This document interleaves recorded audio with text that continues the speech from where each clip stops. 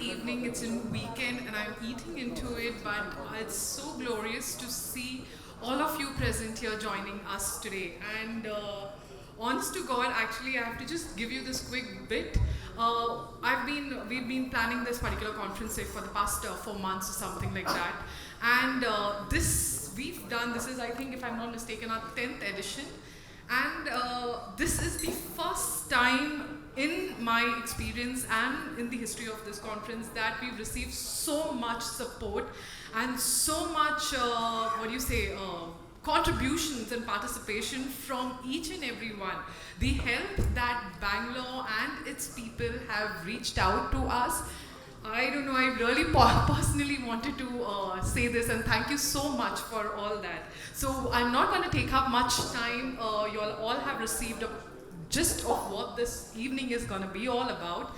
And with this, I'm going to introduce to you our opening address speaker, who is Mr. Indrajit Savji, the Group Publishing Director at ITP Media India, to start off this conference. Indrajit? Good evening, ladies and gentlemen. It's my absolute pleasure and honor to welcome you all to this 10th annual Smart Office India Summit. It's a Friday evening and it's overwhelming to see you all in person and to see the hall full to its capacity. A huge round of applause for each one of you for being here today and making this event meaningful. Why Smart Office? Because it's a smart age, isn't it? We all are smart. Today we are here. We have a gathering of most smart people from the industry. Our kids and spouses are smarter. Once that dumb phone we used to have is the smartest tool we have today. All our gadgets are smart and interconnected.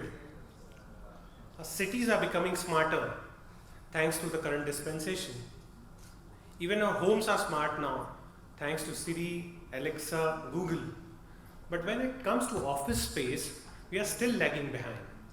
We are surely catching up, but we still have a long way to go. Still around 70% of our office spaces are conventional, and yes, it's an opportunity. Remote and distributed workplace is happening around the country, and it's steadily increasing year on year. Pandemic has just fast-tracked this conversation from conventional to smart. A smart office helps leaders future-proof their organization and hence needs the tool to make sure their office works well with both employees who are working out of office from distributed satellite offices or co-working offices across the globe. It also helps provide valuable insights so leaders can make informed decisions about implementing new workplace technologies. The global smart office market size is projected to reach around USD 2,900 million by 2028, from USD 1,200 million in 2021, growing at a CAGR of 13% during 22 to 2028. As Asia Pacific region alone is expected to grow at even further a faster rate for more than 19% CAGR. So we have a great opportunity ahead of us. In today's summit, we have the experts and the best minds from the industry who may guide us to have our share of the pie. They'll try and cover the complete ecosystem of smart office, what you can achieve by implementing smart office technologies, and how to start designing and building your own smart office, and a lot more as we progress in the evening. And finally, a big thank you to all our partners for believing in us and helping us produce this knowledge forum. And of course, they'll also share what they have got in store for you to build your office smarter. A big thank you to AFC, our presenting partner. They'll take care that you have the research-backed ergonomic furniture solutions in the shortest delivery span across industry. We have Manojji, Togaramji, and the enthusiastic AFC team to assist you, and they have created a brief experience for you just behind the hall. A round of applause for their effort, and please do visit them. Havel's are powered by partner. They have best of the lighting products that will not only help you optimize energy consumption, but will also ensure well-being and productivity of your employees. We will hear more from Mr. Vidyashankar Krishnan, Arup, Parth, and Eveready Havel's team. Hafle, our associate partner, they are here to show how through their world-class interior solutions they can help you transform not only your space but also the way you function. More insights will be shared by Saurabh Kumar Das, Ashish and the energetic Hafle team. Dorma Kaba, our category partner, they are here to ensure your office premises are secure 24/7, with you being in full control of your safety, security, sustainability, allowing people to move seamlessly and shape their lives the way they want. Hear more from the Dorma team. We have Mr. Somnath Chaudhary to share his insights on what product ranges they have. A big thank you to Redison team and the enigmatic GM Mr. Girish Ganeshan for being a lovely host. Introduced the role of each of our supporting partners, because evenings like this and initiatives like this definitely would not be possible without their presence and without their support. So with this, I'm quickly gonna invite on stage Mr. Tukaram Kumarjit Singh, the country head of AFC Furniture Solution, on stage to deliver our welcome note. Like he mentioned, they are one of the largest furniture suppliers with such great quality and turnaround time. So I'm not going to take up much time, and I'm going to let Mr. Tukaram take the mic and address you here. Thank you. Hi, good evening. As I've been advised, I will not take much time, but it's a very good opportunity for us to be in this platform. Once more, I would like to thank to each and every one of you to be with us today. In fact, I'm very pleased to be able to be with you for a long time now, as well as to those who are new to us. My name is Thong Ram. I represent the company AFC Furniture Solution. And this company have trusted me as the country head. We are the manufacturers of office furniture solution since 14 years and counting. And this company brings in innovations and sustainable solutions to the manufacturing of the office furnitures for your workplaces and for your people. With a family of more than 600 AFC's family and their supports, we could able to achieve a challenge by challenge, and we come across with the improvement by improvement, one after another. And today I stand with you proudly to be a part of your workplace challenges and the solutions to be together, considering the fact that we are in the world of hybrids, wherever we need to get the people, the process, the technologies to be hybrid in a one common platonic place called space or the workspace. And we are the AFC Furnitures, which is glad to be with you for the solutions. When it comes across to the challenges, we have been driving to the various innovations. One of the biggest challenges that we face every day is about the quality, the lead time, as well as the expectations to be met to any costs.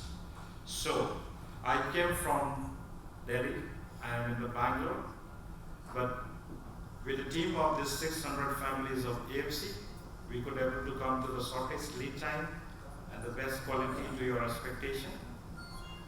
I will be very happy to meet you in the following time and also to be a part of the interesting discussions of this topic by the expertise of the industries on the panel discussion.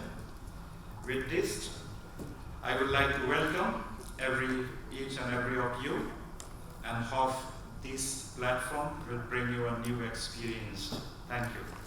So now I am going to introduce our first session of the day, which is the keynote address.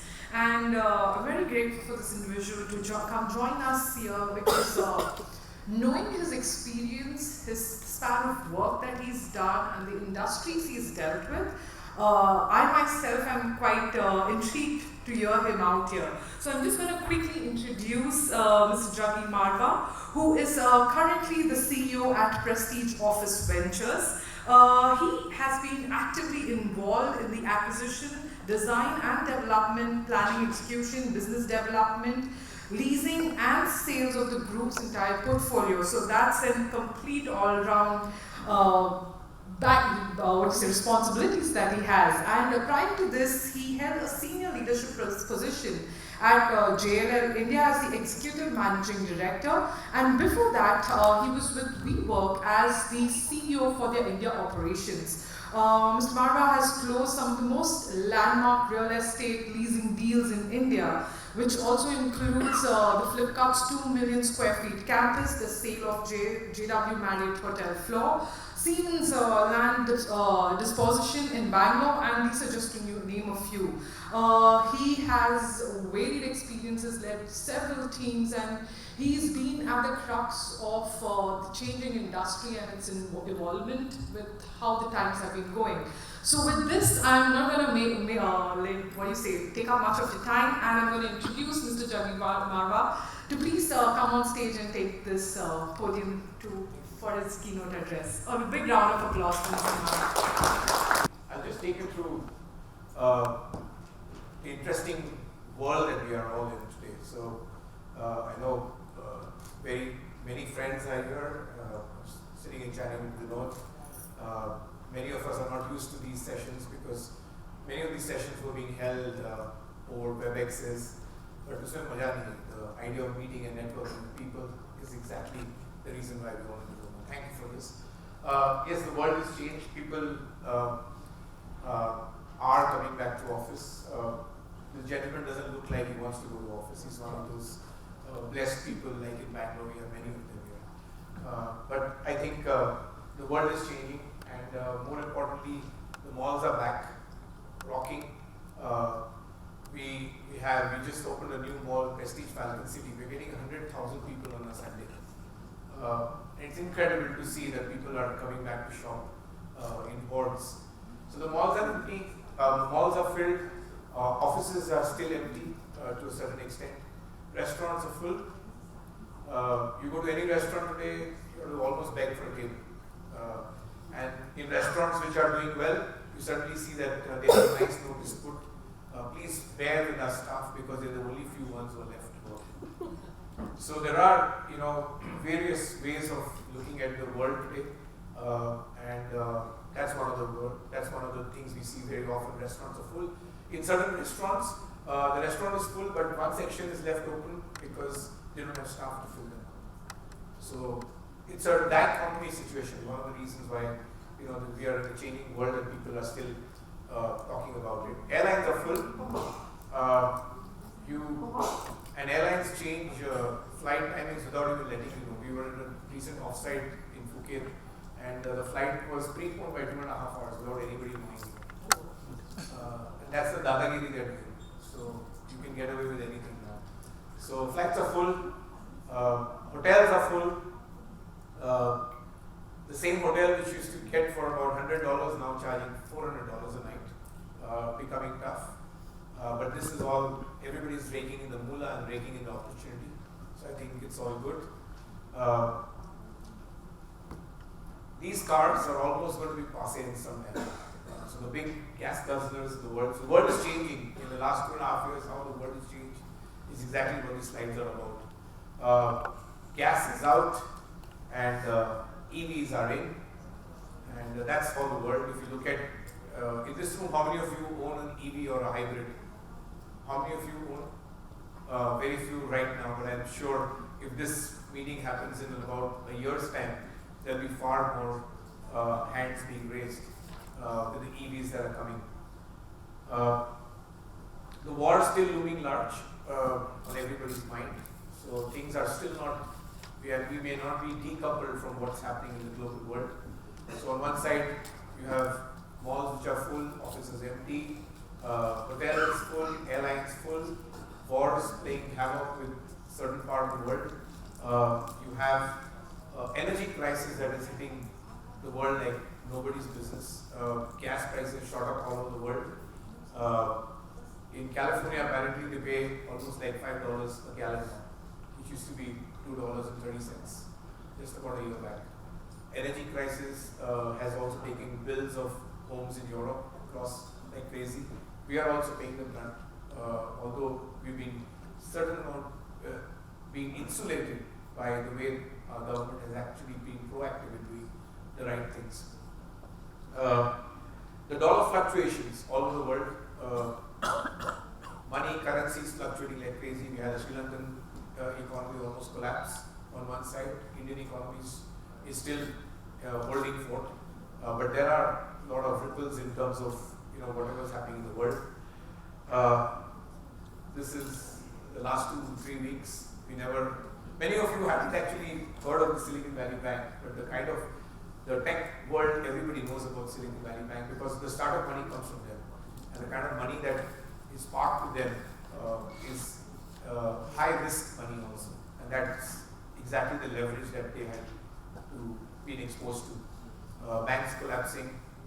From the perspective of where we are, we're still confused whether we are in a bull market or a bear market. I think that's the situation that we are in. One day you hear gold prices gone above 60,000, the other day you hear Sensex crashed by 900 points in one session. So there is a lot of ambiguity, and with this ambiguity comes a lot of challenges, especially in the workforce, the workplace, and the work planning. I think between all three of the entire cycle, you will always see that there are challenges that will be faced. The new buzzword layoffs. Every alternate day we are hearing clients radically, looking at reducing their exposure to manpower, labor, and along with that also comes office spaces and other things. So I think we are in a extremely a situation that we've never been faced with. 2 years of COVID, but there is one thing which is kept up abreast is our resilience. And I think the resilience of all of us, especially us Indians who were the most affected during the COVID. Actually, if you go to see the number of deaths that have happened, the number of things that actually hit us, we were really at ravaging point at one point. And I think the way the economy has bounced back, the way all of your resilience actually helped the economy come back is actually helping us. So it's also a great time to be positive, and as much as we are enthralled by all what's happening in the world, but the positivity continues. And the biggest positivity is that apart from whatever you're seeing in the weather and all of that, with rains creating havoc, the one thing is for sure, Bangalore outer ring road is back at its best. So, and this side doesn't change, and this is the part of the resilience that we are showing in our systems. And for many of you who travel on outer ring road, you will be pleasantly surprised with the speed at which the pillars are coming up. It's fantastic to see the kind of work they've done. They've learned from the mistakes. One company is not being given the same tender. 9 kilometers stretched across 4 different companies who are doing pillar work. Similar to see now in next weekend, I think the metro is going to go all the way to Whitefield. So these are some of the things. To give you an example, what it does also with infrastructure is that a place like Prestige Shantiniketan, which used to lease at about 34 bucks, and started leasing at 19 rupees when the opening leasing was done. The last deals last week has been closed at 70 rupees a square foot. So what it's also doing is that the more infrastructure impetus comes to a particular micro market, the micro market comes back faster, and I'll talk about it in a particular slides. So I think if you look at how, so the traffic is back to normal, the resilience is showing, but the offices are not the same. The offices have really changed. And this is quite clearly the sight that you see in most offices today. The reason being that, especially, and we are seeing more of this in Bangalore and in Hyderabad, there are 2 cities where we are seeing this the maximum, because Mumbai and Delhi are pretty much back on their feet with the manufacturing side taking up the helm, but the large companies are still not nudging their talented workforce in top tech companies to come back to work. Many companies have realized that what got them to this point in terms of having so much of office space, they're actually rationalizing their entire thing. So when you have job cuts, you're also having space cuts. It's a matter of time the nimbleness in office will be utilized to its best, so which means every seat will be almost like a restaurant seat, where you will have turnaround capacity that you can utilize these seats, whether it's Monday to Friday work or Tuesday to Thursday work, or whatever it is. So I think this is definitely going to be the future. Hybrid is here to stay. You will see all of that, and that's what the offices are. To give you I put together this slide based on a report that I read. Basically, it's for the first time that we are transcending in an environment that is completely having a very large and very varied workforce. So if you look at the baby boomers, and I want you to spend some time to look at this. These are the guys basically who were born between 1945 to 1964. Very few maybe in this room. I'm also fortunately out of it. But this is one generation which is still working in our offices, and they have their own expectations. If you look at their expectations, he wants to drive. He gets to work driving himself, occasionally carpooling with co-workers and neighbors, his workplace, his private office. He still loves his private office. He's not used to sitting outside. So this is one generation. He goes to a salad bar, to upscale restaurants and fine dining. He doesn't want to eat in community dining, community spaces. They're very different. Then you have the 1965 to the 1979 Gen X. And if you look at the lady there, where she lives single family home near suburbs, access to local amenities, how she gets to work, commuter train, her workplace single occupancy, often the door closed so that she can concentrate and work. Her work expectation prefer to manage herself, where she pretty much eats any healthy eateries that she can get to near the office. Millennials, a very large part of this, 1980 born to 1996 born. If you look at how they look at work, is very different. Many of them, the biggest criteria for them is work-life balance. They'll be ready to give up a job if you ask them to come on a Saturday or a Sunday to work. Not very different from many of us, and our bosses ask you to come to work on a Saturday and Sunday. Our answers will be very different from this generation. They want a different kind of work style. They want community style. They want flexibility at work. They want all of this, and they want to go to experience heavy restaurants. They want to experience travel very differently. They want to travel the world very differently. Then you have Gen Z, which is a 1997 plus. Now these people are completely, if I use the right word, they are used to the community. They want to get communalized. They want to ensure they live in an apartment which is completely, has everything alongside it for them, urban amenities and all of that together. Where she eats eateries that are more adventurous and sustainably themed. So vegan is the biggest thing. You travel to New York today, you'll be shocked that you get Jain food in every alternate block of restaurants which have restaurants with Jain food, vegan food is now all acceptable, normals. Very, very professionally focused to do their own business. So this is the reason why you don't find great talent today to come to work for large companies, is because all of them want to work as their own masters, in their entrepreneurial spirit. Great also for a large country like us to have so many unicorns. This is exactly one of the reasons where you don't find great talent in a lot of your firms today, because the youngsters don't want to work full time. They don't want to make commitments, neither to their personal lives, neither to their workspaces. So that's how the Gen Z actually works. And on top of all of this, of the four work stages and office users, the biggest next generation thing is the AI.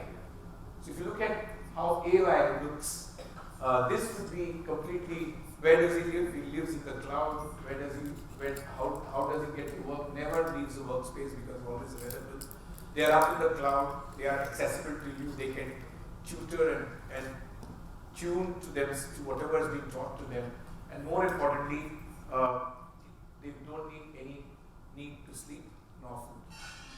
So, and if you look at the overall, for the first time in our lives, we would be exposed to our workspaces with these 5 generations working together. So can you imagine when you do your planning for spaces, when you look at real estate, when you look at your office planning, when you look at equipment for your offices, you need to cater to a baby boomer who was born in 1945, who is a key decision maker who write a check.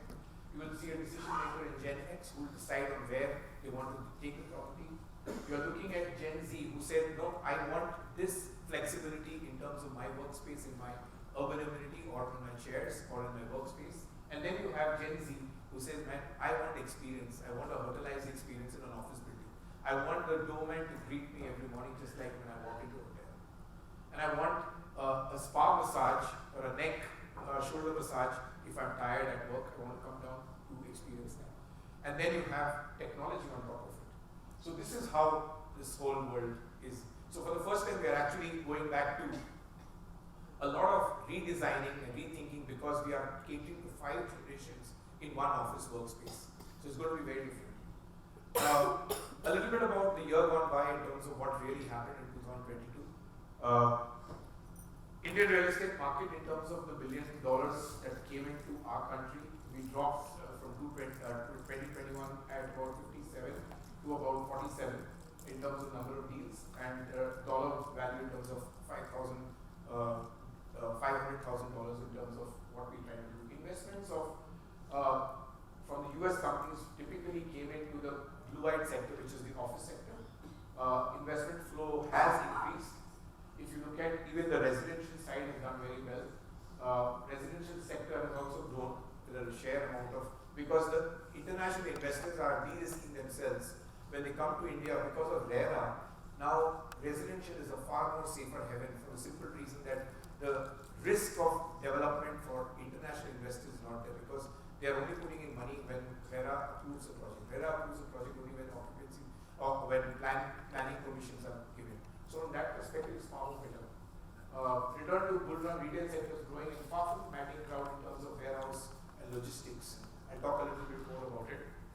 But looking at how things are going, and if this data bill that we're talking about, the government might approve it, which means in-house data for the country has to be preserved within the shores of the country. There's a big data center boom going to happen in the next couple of quarters. Who's eating the investor pie across the Indian real estate? Office is still getting about 36%, 30% goes to residential, 40% data centers, mixed use. So this is where the money is actually coming into India from a perspective of investors. A quick overview of the office market. We are right now almost about 880, 900 million square feet of total supply in the 7 relevant cities that we operate in. So Bangalore, Hyderabad, Chennai, NCR, Mumbai, Pune, Kolkata. So 7 major markets, 880 million square feet is the total supply, that is total stock. We're talking about a 52 million square feet absorption in 22. Now this is almost at the peak of 2019. 2019 we were at about 58 million. We are close to 52 million in 2020. So the COVID, what we call is revenge tourism or revenge take-up of office space is exactly the reason why 2022 we saw a big spike because 2021 we were almost down at 32 million. So from 32 million in 21 and 20 was at about 29 million, 31 million and 52 million. So that's where the markets go. Vacancy levels have also gone up because a lot of spaces have been suddenly left vacant. 17% is not a very healthy sign in terms of vacancy. So tenant favorable market. Great time for to start looking at the next lease negotiations. 44 million square feet of new supply coming. That is also going to add to the vacancy. For the first time, we are seeing in markets like Outer Ring Road, there is vacancy today in Bangalore, which was never there. And that reason is not just because of supply and absorption. It's also got to do with environment issues with regard to flooding, metro work, traffic, all of that. So it's a consolidated thing. Last quarter, there was a visible slowdown. Hyderabad dropped to about 50% in 2019. To give you an example, globally, if any market leases about anywhere between, so suppose the supply is at 4x and the absorption is 1, that's a comfortable scenario. You have 4 years of supply. But Hyderabad, with its supply that is 55 million square feet, will take about 12 years to finish that supply at the current levels of 5 to 7 million square feet. So this is a big problem in the market. That's the only market which is actually bothering many of the developers is that people have gone and overbuilt in a market like Hyderabad, where more than 55 million square feet of stock is available right now. To give you an example, Bangalore is sitting on only 11 million square feet of ready supply. and which is through the year. Deep tech MNCs are still not pushing the people to come to work. Sorry.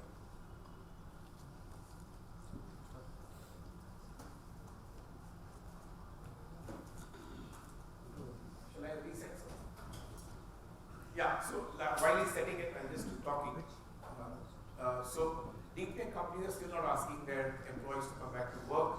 And more importantly, what we're seeing is this, our entire office parks are not even more than 35 to 40% physically filled up. That's where the numbers are. On certain days, when we do maybe a barbecue lunch for employees, people show up in the spike, and after lunch, people again drop and go back. So there is a certain amount of discipline that needs to come and ensure the big tech companies will start looking at for some reason. Slides. Right. Thank you. Slow decision making, and what's going to happen is the big China push of business away from China is actually going to help us. Foxconn, you must have done great. Suddenly is now revitalized. We're talking about 50,000 jobs being created in our city. Great news. So this is all happening in terms of what's going to actually help the office sector come back faster. From a perspective of absorption, I'll just read through our numbers so that it's very easy for you guys. The grey number of all the cities is 21, and the red number is 22. If you see Bengaluru, it was 17.5 million square feet last year, as against 12 million. If you look at another city that has done very well is Pune. Pune has got to about 6 million. NCR surprisingly, that's also because Noida had some 2 or 3 very large deals, and Noida and Gurgaon together is at about 9 million square feet. Great time to be in Noida, Gurgaon from a developer's perspective. Tenants will feel the pinch because rents are rising in Noida. Key trends that we will see in our office business in the next 1 year. Most importantly, the real estate sector is beyond the perceived cycle headwinds. This is because the residential market has just gone through the roof. To give you an example, we launched a project called Prestige City in Sarjapur Road in January. Some of you also called me for that. By the time the calls came, by the time I connected with somebody, the places were sold. In exactly 9 days, we sold 3,000 apartments, 800 villas, and about 1,200 plots. And we collected from the market 2,500 crores in less than 90 days. So what it actually shows is that on one sector is maybe sometimes there's a lull, the other sector just takes over. Residential is exactly doing, but residential is only, people are buying homes on only branded developers. So the Lotas, the DLFs, the Prestige, all of them, they are doing very well. So Shobhas, all of that is Godrej is doing very well. So that's where we see the big shining star there. ESG is definitely going to be the one 3-letter word you will see in every conversation, in every real estate discussion. Any developer that is not part of this compliant ESG world will not find themselves in front of the clients that deserve them to be with them. So you will see this ESG focus. REITs, to give you an example, the 3 REITs which have been trading, they are almost at the levels that they were launched in. NBC Blackstone REIT, Brookfield REIT, 300, 320. They're not done exceedingly well, but they're a stable form of returns because they still give you net of tax returns at about 7%. But with the government looking at certain tax, that they are trying to put on the revenue or the earnings that you do from REIT, is actually going to deter retail investors coming to REIT. So that's something to be watched out. But REITs generally very stable. From the perspective of warehousing logistics, the demand is going up, but it's not going to be the same because people suddenly realize that what happened during the pandemic of people booking a lot of spaces during the pandemic with people like Amazon and e-commerce players and all of them taking spaces, suddenly that rationalization is coming into that business. India is set to surpass Japan and Germany. In fact, I was at the EY Awards in Delhi and I happened to meet Mr. Bagla, who's part of Invest India. And he was talking about a very nice line which he said is in 40s. By 2047, 95% of India, what we are going to see in 2047, not even started construction. So the next 25 years, you're going to see 95% of a new India that is being constructed and developed. very interesting, very, very powerful statement. So you can imagine all the havens of the world and all the AFCs of the world. You have enough business, you can sit up and keep counting your business. Because we are going to definitely surpass Japan and Germany to become the third largest economy in the world. Data centers are likely to witness an increase in transaction. And more importantly, if you look at the overall scenario, aged assets for builders, for developers who have old assets, time for you to spend that extra money to ensure that these assets are retrofitted. Otherwise, you will not get your net operating income stable for a long time. Hybrid is here to stay, definitely. So all you planners of workspaces, you can definitely plan 30-40% hybrid. So if you have seat utilization for 100, please plan for 130 seats for that 100% space, easy. You don't need to do. Big gamers are co-working players. In fact, I have a slide for that. Needs to stabilize over a period of time. Quickly, I'll talk about the co-working. Am I good with time? Yes. You just tell me to. Yeah, okay. Because I can talk, keep talking.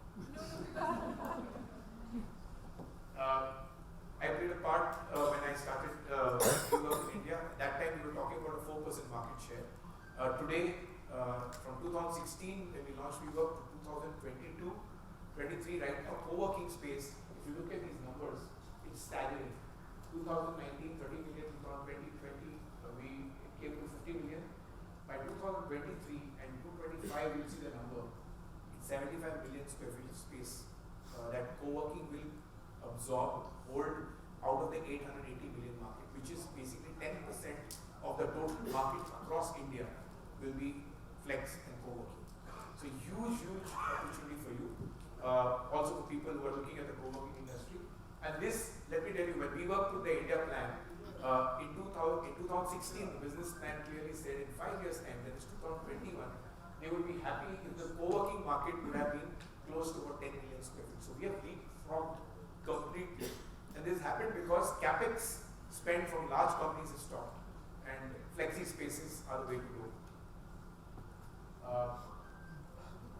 So if you look at the bigger and better, what's happening is that the large players are locking in the large seats. And that's the kind of, what's happening is the larger players are taking larger chunks of spaces, and they are actually ensuring that the co-working companies are actually fitting out the spaces based on exactly what they need. The quality of chairs, the color of carpet, the branding, everything based, and ready to give you a 2 or 3 year lock-in. So why won't they go to a co-working? So exactly what's happening right now. That's about it. Keep calm, carry on, and I think we are on path to becoming one of the most thriving economies, irrespective of what's happening in the world. Thank you. Thank you so much, Mr. Mara, for that. I request you to please stay on stage. I have to tell you that was one enamoring presentation. Slide after slide, I was like, what is this going to come up next? But thank you so much for that. I'm going to introduce, I'm going to please welcome on stage Mr. Vibhor Srivastava, who is the Managing Director with ITP India, and Mr. Saurabh Das, the Head of Projects for Hospitality and International Business with Affle, and also Mr. Manoj Kumar from AFC, the founder of AFC company, to join in and facilitate with you.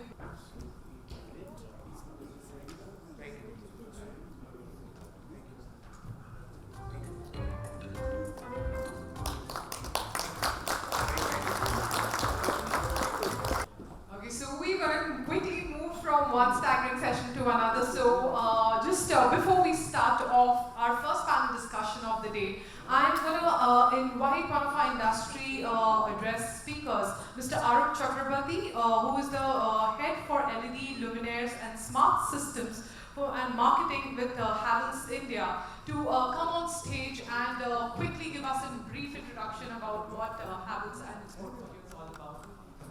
Good evening, everyone. It's a pleasure to be in Bangalore and talk about the most interesting subject what has already been discussed. So I will talk what is happening in lighting and how we can actually build the right workplace, which is relevant for today. We had an initial discussion and it is very relevant because unless until we provide the right workplace for all the blocks of the people, the requirement of various generations are completely different, and to make a flexible workspace is very critical. And when we talk about workplaces in their setting up. So, because when we talk about workplace, unless until we address the various requirements, it becomes stagnant. So, the relevance comes when we talk about a flexible workspace, which can add value for the users, the employees who are occupying the space. So, I will talk about how we can make the workspace more intelligent, so that it can be more flexible to use, and how it can add value as far as health of the employees are concerned, those who are actually occupying the space. So exactly in the last presentation we have seen the hybrid is going to stay, and it is very clear trend throughout across the industry that people are preferring hybrid, and almost 2/3 of the space are being used as a hybrid spaces. So all the designs or deliverable of the working spaces as far as office is concerned has to actually adhere to the hybrid spaces. And when we are talking about various industries in office space, so the trend is very similar. It is not like a particular technology or particular type of spaces are being hybrid or some businesses are non-hybrid, but throughout the businesses, the trend of hybrid is very, very sustainable now, mainly post the pandemic. And when people are utilizing the space or they are preferring to go to office maybe 2 or 3 days per week, and if we analyze, and the report clearly says that starting from collaboration, the face-to-face meeting, even they are going to office to take care of their health.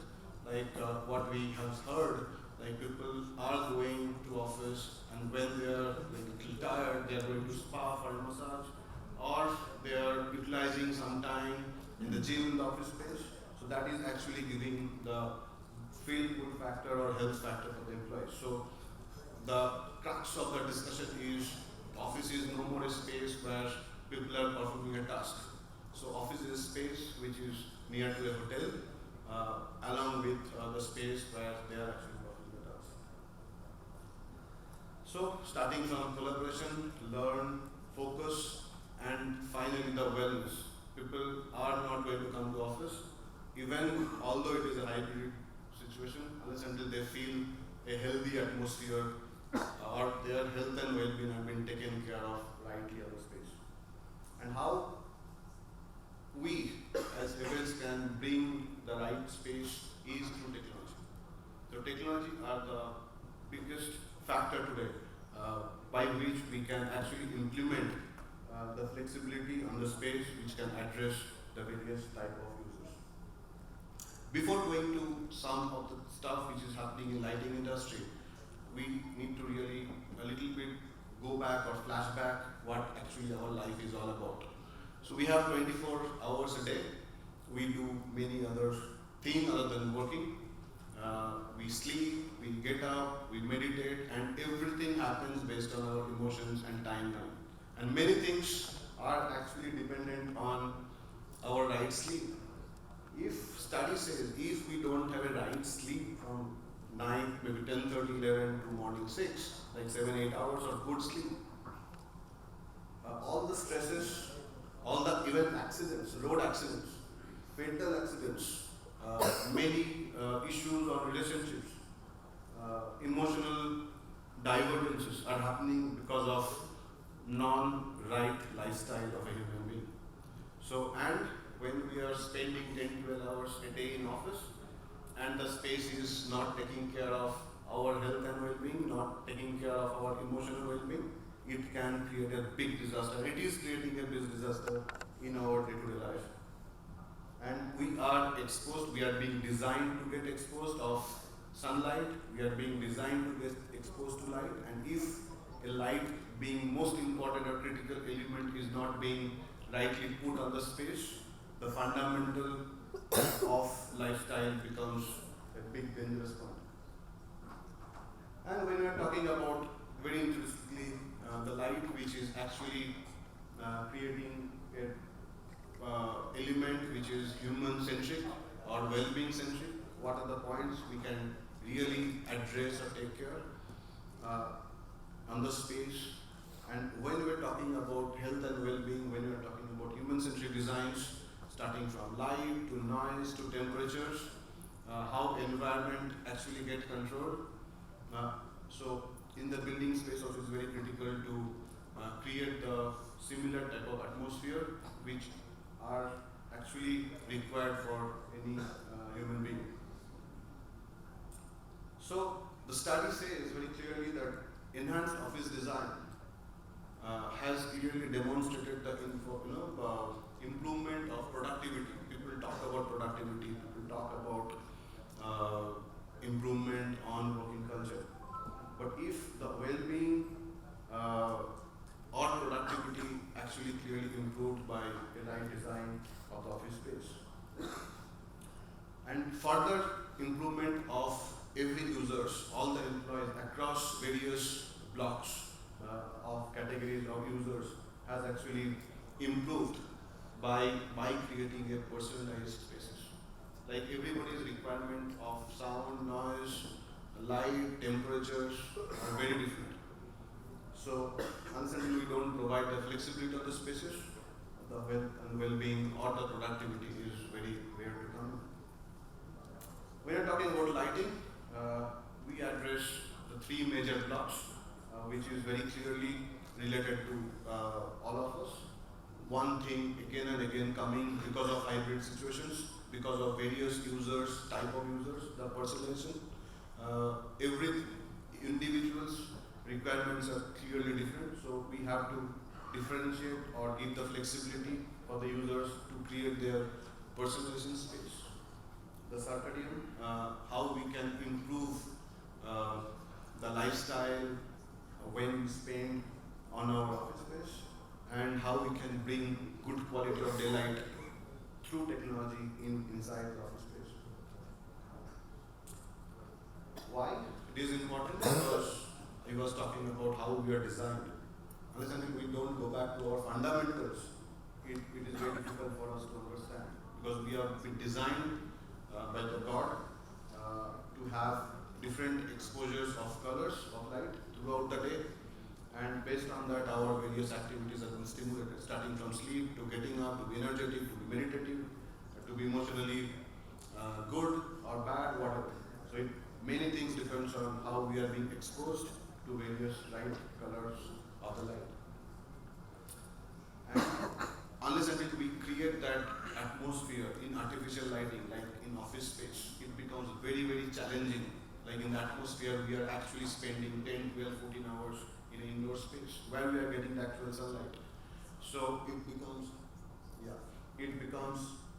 really challenging, and the technology provides the color creating the space with flexibility. The various technology, wireless or wired, in the office space, and wireless is becoming very popular because of again installation flexibilities, the installers having a tough challenge or tough days when the installation complexity comes into, but with advent of various wireless technologies like as example Bluetooth mesh actually can give a very, very smooth and hassle-free installation and usage and deliver those functionalities we were discussing. Control the light, intensity, colors, changes of temperature of the color based on the atmosphere outside, scheduling, all these type of personalizations come into the picture. And finally, we need to create right workspaces, right buildings, starting from healthcare to school to offices, to give the space much more, like as a healthcare. If the patient is not recovering well, then what is the use of healthcare? So this type of criticality needs to be taken care of, and lighting is very, very critical and important to have in the space. Right lighting from daylight to circadian to glare to color and bright light are need to be taken care of, and we have well standards which clearly talks about all the parameters. As example, starting from glare rating as minimum as less than 16, 13, light cutoff with the maximum brightness, the color rendering index, the red spectrum of the light are getting on the better side to enhance the health and well-being of the man. Various new technologies and luminaires, the light fixtures, which are being used in today's modern office spaces, which are actually delivering these technologies and these standards. Few images to have collaborative space, because office is again no more an office space, it is having all the spaces. The design flexibilities based on various ceilings, open ceilings. Yeah. So even for the outdoor spaces, the lights are being used where to be lit, and this is how the technology improvement is happening. So, short video, please play that video. And thank you very much from our side.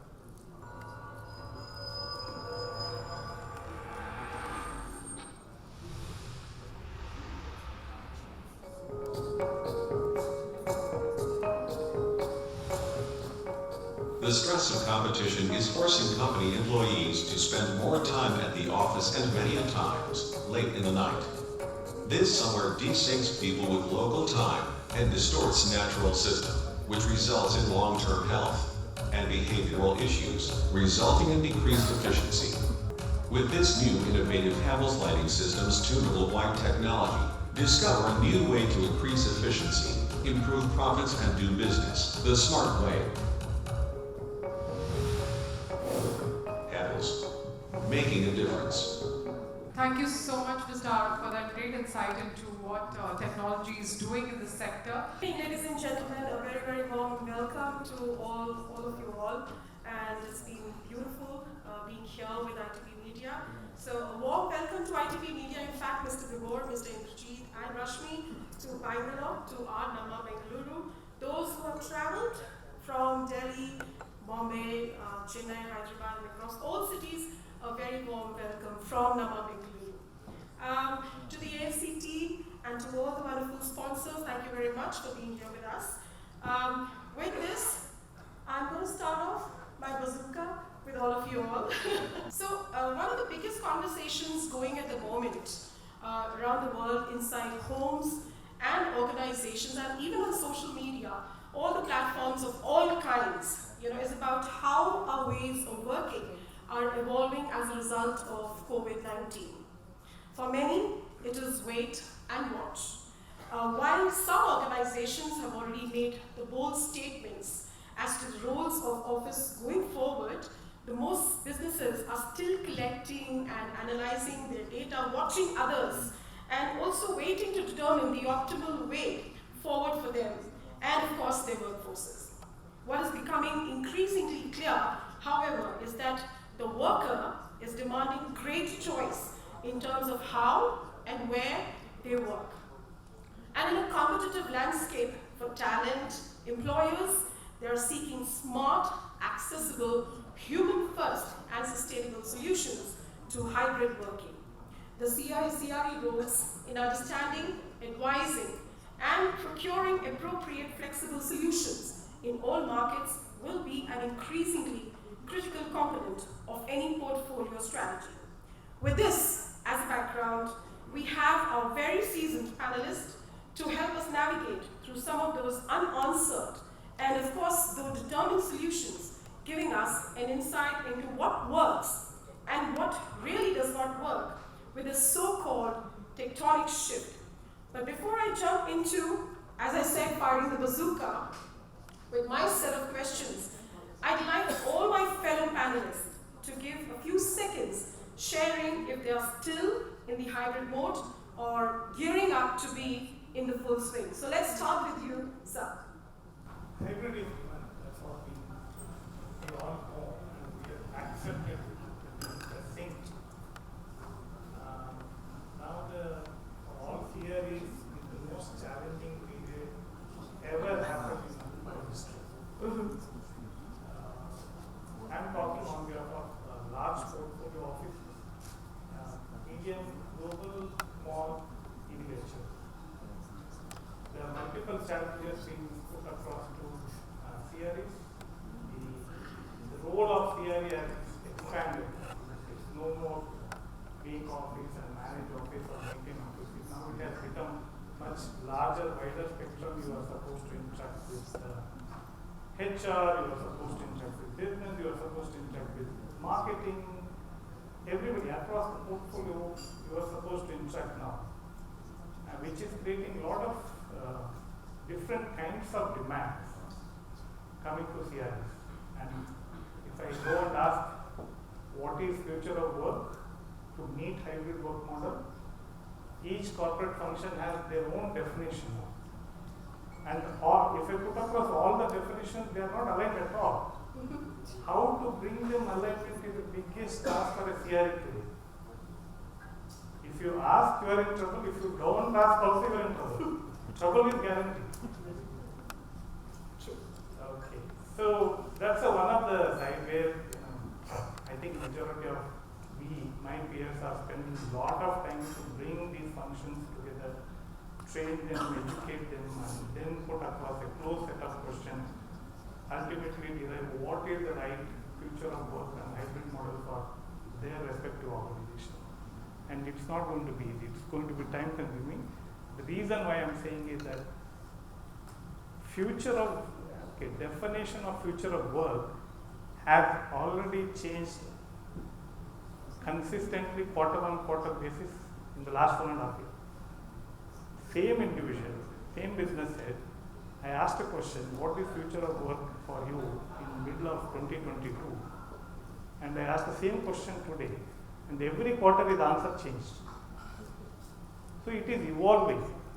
I don't think we have reached a stage where we can definitely say what is future of work. I think it will take some more time. We all have a clarity around 70%, still 30% is variable. The next set of challenges we are having is office relocation. Relocation, broader definition is that office will go where employees are there.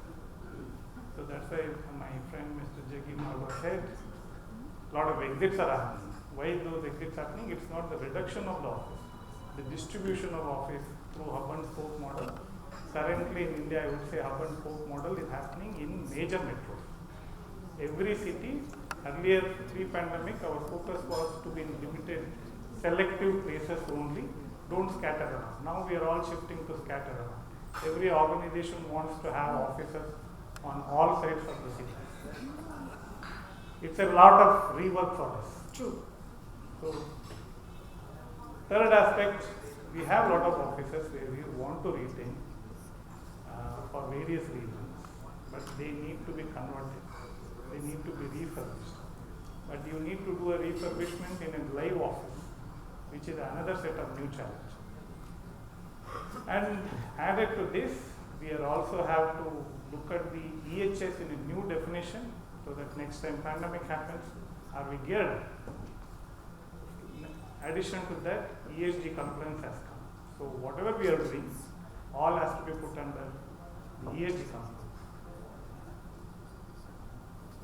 And finally, of course, all our organization CFOs are thinking that we are saving a lot of money and we are going to give that all money back to them, which is not true. So there is a significant demand on CREs to bring efficiency of operations in our day-to-day. Under a circumstances of a variable load. What I mean is a variable load in India, the occupancy or utilization of office changes season-wise and weekly day-wise. At the same time, you have to ensure whoever is coming to office, their experience is good. I agree. I agree. So most challenging time ever for CREs, but it's enjoyable. Thank you. Thank you for that insight. So we heard Prestige speak about it. I would like Cushman and Wakefield to throw some light about the future of the CRE as on date. He just spoke about, you're saving a lot of money, but how does it look from your end, sir? It's still we still do know that it hasn't left us totally, and it's still hovering and hanging around on our heads. Now with those little, flus coming in, how do you see the future of CRE from Cushman and Wakefield perspective? I think Rudresh has put it across very firm in a very firm manner. The different aspects that the CRE fraternity will have to consider in an evolving circumstance. I think the way I would put it across is there would be a set of evolving metrics. How do you enable engagement? How do you enable collaboration? How do you enable the talent to change their work styles? How do you enable DEI? And of course, as Mr. Jaggi also mentioned, ESG. How do you enable sustainability goals? I think each industry segment will need to find their own solution to each of these evolving metrics. I think, again, I'll relate to what Mr. Jaggi Marwa mentioned, the nimbleness of office. So it's not going to be a one size fits all or a one solution fits all. I think even within entities as well, the different verticals will also have to consider how do their work functions evolve, how do the work styles evolve, and accordingly arrive at a solution that fits their style of working. At the same time, what I would also want to highlight is the importance of capturing data and analytics. I think hitherto, the element of data and analytics was not probably being captured in the first place. But now that with technology being increasingly incorporated into the workplace, I think the aspect of using the data and analytics to understand what is happening and then arrive at a solution to the challenge, to the evolving challenge, I think that is a critical point. That's how I would put it across. So are the numbers rising for you? I mean, do you see that bump and the jump out there in the CAW? I mean, akin to, as against what happened in pandemic, I know the numbers drastically dropped, but how do you see your financials and how do you see the, the shift, if I have to really say, how does the market really look to you? So, as I said, it differs from different industry sets. Certain industry sets have, increased their headcount drastically. But at the same time, they're trying to find out what is the correct hybrid working solution to address that increased headcount. How much is going to be the spend on real estate to again facilitate that talent to perform? So I don't think there's one set of numbers that can be thrown out over there. Again, from a hybrid working framework perspective, if certain entities are right now functioning with a 2 to 3 day work in office, what is also prevalent is the question mark of how will the productivity of the talent sustain over a period of time. What has happened in the last 2 years, yes, productivity has increased, but will collaboration actually enable that productivity to continue to sustain going forward? Because at the end of the day, we as humans are social beings, right? So yes, technology has made us more individual centric, but at the same time, for us to have that sustained element of productivity going for a longer period of time, we need to collaborate, we need to interact and interact in person.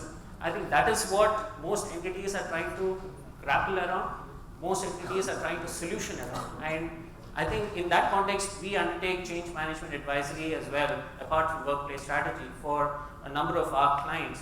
I think the key element is communication, constant periodic communication in terms of what are they able to achieve by being in office as compared to being in a third place of work, as compared to being a work from home. It's not either or, it's a combination of all, which is essentially where the phrase work from anywhere is coming from. Thank you, Mr. Kushlapa. So Mr. Tapan, he just spoke about collaboration, he spoke about communication. So I would want to understand from the ITC Infotech perspective, now we are talking about integrated thinking, the need for integrated thinking. How does it look like you for work practices across for the employees on your different sites? How does it, how do you move those pieces together? First of all, I represent ITC Limited. Sorry, not my ITC bad. Infotech. That's a subsidiary organization. So we build offices for them. So I work for Central Projects Organization of ITC. Which builds factories, offices, buildings, and residences for ITC and now for external clients as well. So, being specific to your initial question, since we have got various kinds of businesses and our major focus is on manufacturing on one side because the manufacturing organization. The work from home really never worked because even in the peak pandemic, people had to go and run the factories. All this work from home, etc., perhaps is of service sector. People who are not really into manufacturing. True. And our other part being in projects is of construction. That also cannot be done from home. So practically when you create, whether it is a building, whether it is a product, whatever, and it is physical, it is very difficult to do this work from home. So our attendances has been quite picked up all the time. Of course with COVID it came down, it went up. But whereas when we are doing our work for the subsidiary organization, which is imported, they have the same issues as we have been hearing. Because there it's more of a service organization. And that requirement now people have discovered that working in isolation is perhaps giving more productivity as I understand. And people are reluctant to come back. There is also a Bengaluru phenomenon because here majority of the population was from smaller towns. Whether they are from Kerala or from even Karnataka, different towns or from the eastern side of the country. And we speak to individuals who are there because we have a common food court and we do take surveys of, we built around 3 lakh square feet office for Infotech and they are occupying only 1 lakh square feet, another 2 lakh square feet. We are struggling, it's a fitted out office, what to do with that. So that is the situation at this point of time because employees are happy at their home. A, it is costly to be in the city. Second, transportation is a nightmare. And third, the work happens. So nobody really cares as far as client is concerned or the manager is concerned. If both of them do not care, nobody is willing to come back and occupy these spaces. So physical work, we have seen that in any case construction, manufacturing, etc., this phenomenon is not there. And when we are working with customers who are actually producing, who have running factories like CNC machines or anything, their offices are full. There's no option for the employees. But yeah, the service sector. So what are the solutions that you're providing to your customers? So our customers, for example, these offices that we are building, we have been, if I talk about 2 parts, one is the digital connectivity of the offices and the sustainable nature of offices. So sustainable nature of the offices, we have not felt any difference because we have been doing that from 2006 onwards. All the first greens are normally ITC offices. World's first lead data center or world's first whatever will be there because there has been a corporate directive from a long time. So that part we have not felt as far as optimization of energy, but with the advent of technologies and all, and with the absenteeism increasing, IoT for lighting and using of IoT for various air conditioning control, etc., is giving more efficiency because these technologies were not there. As well as these meetings that we are talking about hybrid. So arrival of this Microsoft Team rooms and things like that is giving this hybrid feeling much better. Over the last 2 years, it has become much better. Even if somebody is in any part, even if it's not work from home, about any customer, any part, that whole collaboration has become much seamless. What has come down drastically are air travels. Air travels for business purposes. Of course, I am seeing that airlines are full, but as far as we are concerned, we are traveling very less to our sites. Sites are connected with smart glasses, which are connected again on Zoom or Teams. So you can really see real time what's happening at the site through the eyes of a supervisor. So these technologies were not there. That has given us a lot of designers and the site people as far as construction is becoming seamless. True. As far as sustainability is concerned, low energy because the offices are there, but their consumptions have to be low because it has to be calibrated as per occupancy. So all these controllable devices, the lights that we are using now are with all are with dimmers. The cost increase is marginal, payback is phenomenal. So I would say more than smart offices, what we have been practicing are responsible offices. And if you take responsibility, then all these things are managed over time is what we are observing. So it has been a learning and we are still learning, especially when there is mass to be handled like Infotech and other businesses. That is more on the motivation, as you said, that HR and other people, how do you bring them? So the office is no longer a mandatory thing and that is very scary for a lot of people. But the times are changing and the younger generation are not feeling that mandatory part unless the work needs you to be at the workplace. Thank you. So So, that's what Mr. So, Mr. Somnath, he just spoke about sustainable operations, and he spoke about how technology has seeped in.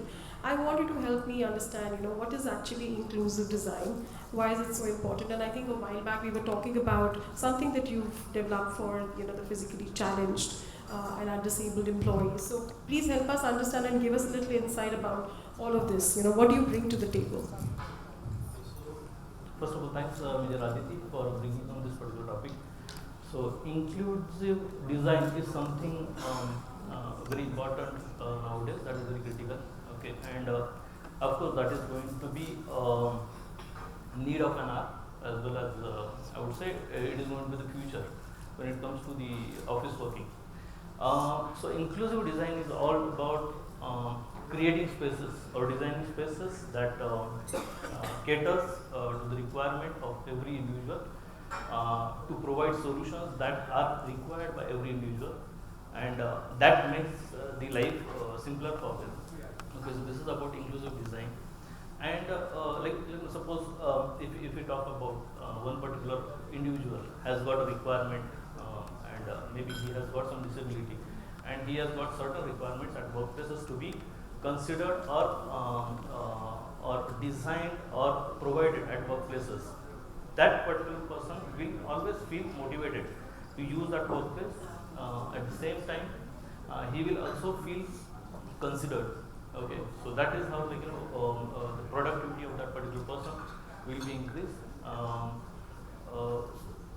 So when we talk about the requirements of every individual, and if he is not, his requirements are not fulfilled at workplace, and if he is facing challenges when he is commuting to one place to another place, then somewhere or other he will need a support, and that is where people will, that particular individual will feel that yes, I am still needing the support. Okay, and that is where maybe he will have one demotivation point. Okay, so when we are designing office spaces, if we consider all these aspects where that person has got all the requirements covered, that can be very beneficial. So my question to you would be that since we're talking about the shift after the pandemic and we're trying to change the look of the office, when this comes in, when you're talking about your inclusive design specifically targeted towards a physically challenged employees, has this demand increased for you? Do you see your clients really asking for it, or is it that, all right, why don't you just continue working from home? Because, so how has that brought in? I mean, can you just share? In recent period, we have seen that requirements have started coming in because because people, like the organization, major organizations, they have started considering about fulfilling their people requirement. Okay, and making peace for their employees at their workplaces. So of course, that particular requirements we have seen that people are talking about this kind of inclusion, this kind of arrangements are done at workplaces, so that today as everyone is talking about, it is very difficult for people to come back to office, and almost every company has that particular challenge, that people still are looking for work from home and the hybrid module. But this kind of arrangements are been done, then of course that person will be motivated to back to office. All right. So I sit out of yes, please. Yeah. So I just wanted to add to that. In fact, we as Indians can be really proud with respect to the inclusive design element. Yeah. The government of India has actually come out with a handbook, which is essentially intended to be a guideline, and this was released as early as 2016 and updated in 2021 on all abilities friendly design. So I think that guideline element itself is one of the most forward-looking, statement or action that we take. Yeah. Yeah. So. Globally, we are following various standards, like may it be RPWD here in India, or ADA, that is American Accessibility Act that we have, or EA, that is European Accessibility Act. So every act stringently talks about no discrimination at workplaces, and the inclusive is all about people should not feel that this particular entry is been designed for me. Okay, the rest of the people, they are traveling from other locations.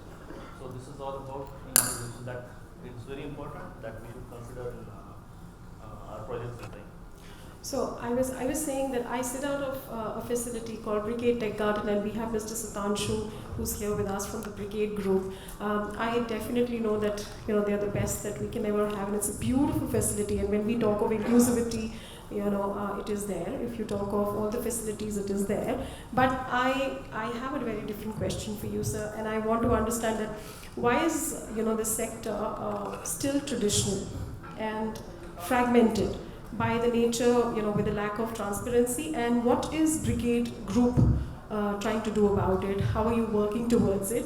And what has changed for you after pandemic? I really want you to throw light after pandemic, because that's the shift everyone is seeing. I know that I'm still not able to attract more than 15% to the offices. So what will you do to get my people back to work? Thanks. Glad that that's the question for me. And I think I'll take a moment to reflect back 2020, March, exactly 3 years back, when we were clueless on this day, 23rd and 24th, and it was a lockdown for all of us. And then a deep thought for our loved ones, our colleagues, our family members whom we lost, a lot of them. And cheers to all of us out here today. We all are, happy and discussing and alive. I think that's something which is very important, which we all realized through this course is the humanity and the human touch and the empathy, which is more than the concrete, more than the glass and steel, which Brigade as a concept, as a principle, what we bring in. Rightly mentioned by you, yes, by design, everything is inclusive. How do we bring it back? So that's where right now a lot of collaboration, which in fact now another word which came in is that innovate and collaboration. We've seen all these things, those things are passes, but what is the new is how do we bring them back? Our CRE colleagues, our occupants are doing their bit in terms of bringing back their, people back to their office in whatever they can do. But exactly being the larger stakeholder in terms of, we have got into a lot of, activities like today. If we see all of our corporate parks, the indoor air quality, we assure you, because we have invested in those kind of technologies to ensure that at least inside the campus, those kind of indoor air quality is something which has been provided. And we do have a display screen, yes, you do, which give you a comparison to understand that what is there.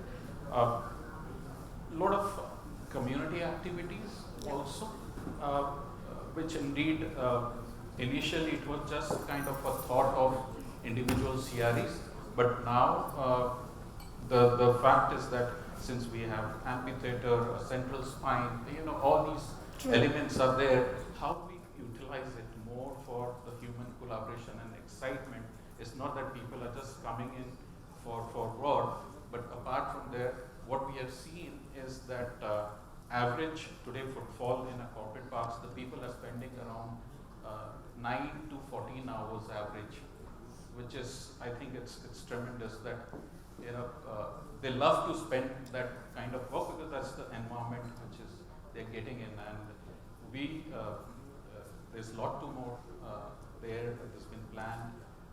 Is basically in a way people will be excited to come to their workplace. We cannot commit on that when it is going to be 100%, but whoever comes in, the footfall, I think about 48-50% right now. Whoever is coming in, he or she is happy end of the day. The contentment is there, that the home is safe, but equally they're coming to the workplace, which is also safe. They're providing all these elements, so they should not be feeling contrary to the concept that are we safe, which is again, as Jaggi mentioned, our malls are full. Weekend or weekday we see our malls are back to 19 levels. So, is it the office which is not safe for anyone? No, that is not the answer. It is also a very safe place, rather. Yeah, I completely agree. I think barring the travel and the commute that I have to do to Brigade Tech Garden all the way from Sarjapur, I travel about 13 to 14 kilometers.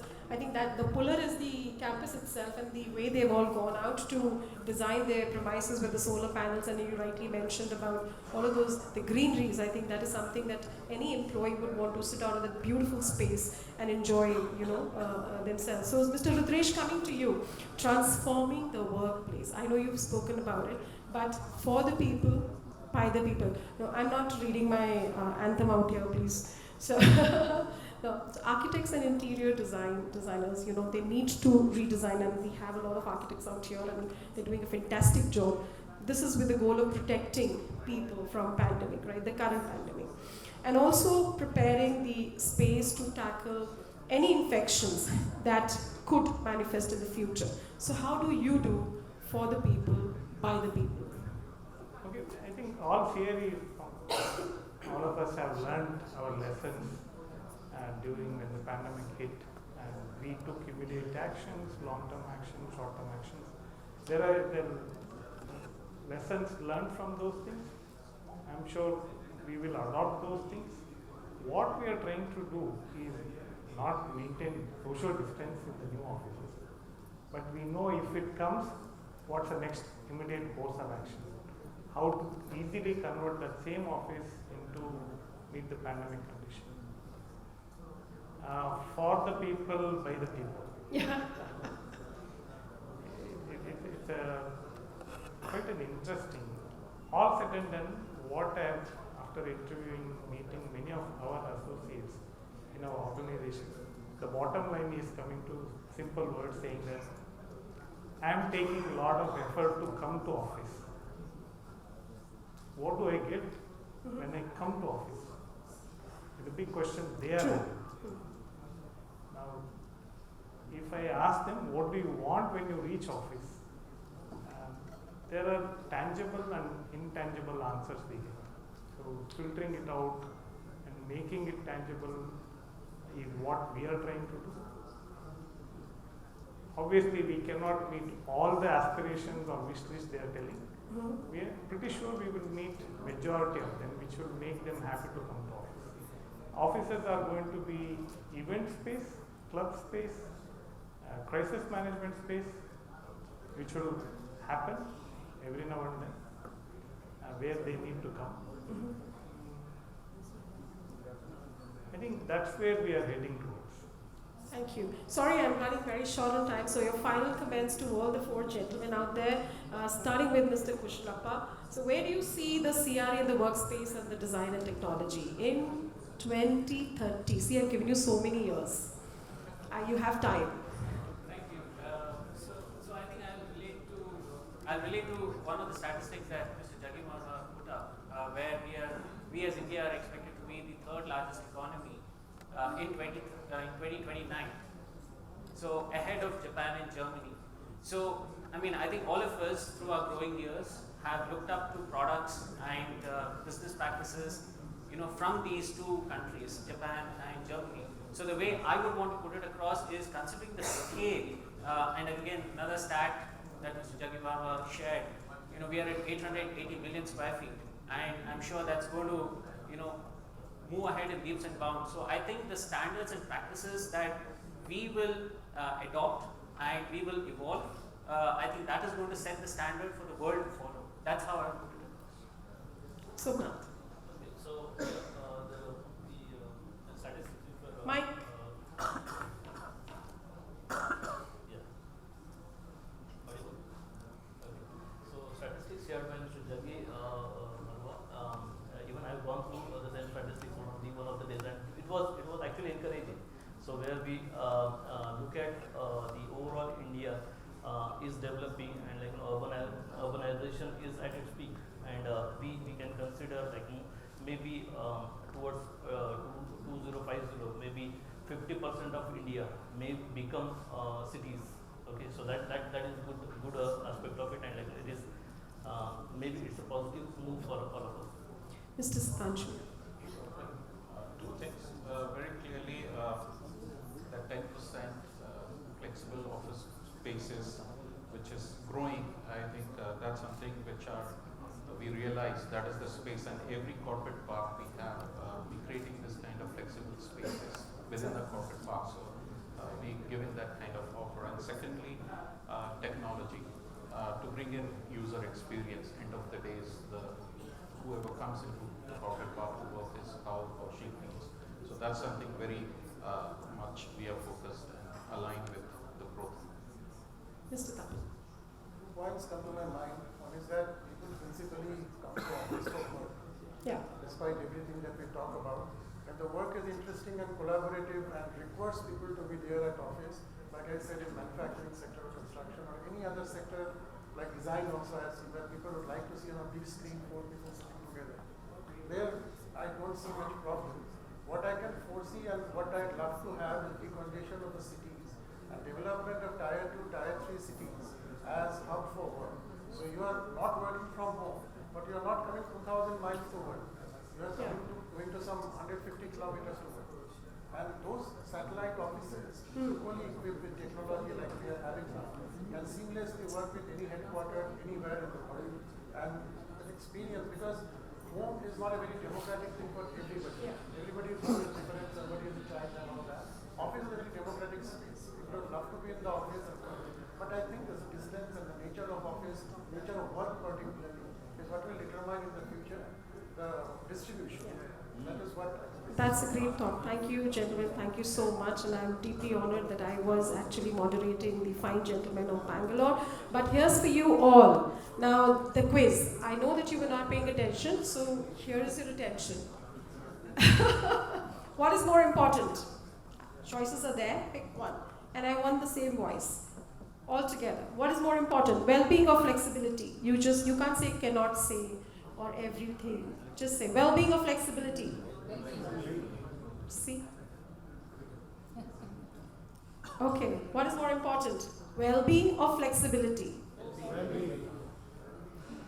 Building performance or approach to wellness?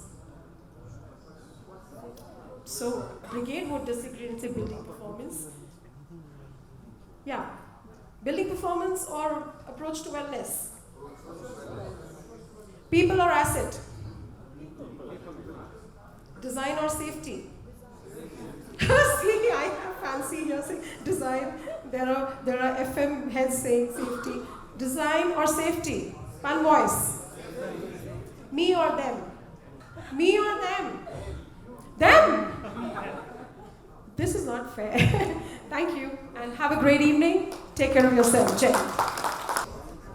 Thank you so much, Aditi, and thank you so much, each of the speakers. I'm going to call on stage Indrajit Sauji and Mr. Saurav Das from Hafle to quickly felicitate the panel speakers for this brilliant dynamic beginning to this session as such. So I would love to have Mr. Indrajit Sauji and Mr. Saurav Das from Hafle to please join us to felicitate the panel members.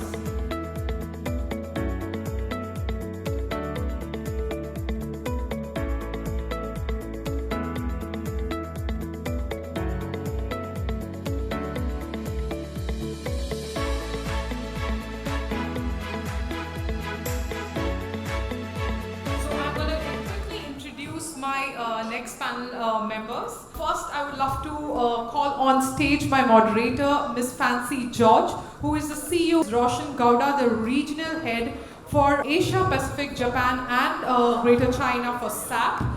Joining them is another person who needs no introduction in this fraternity, Mr.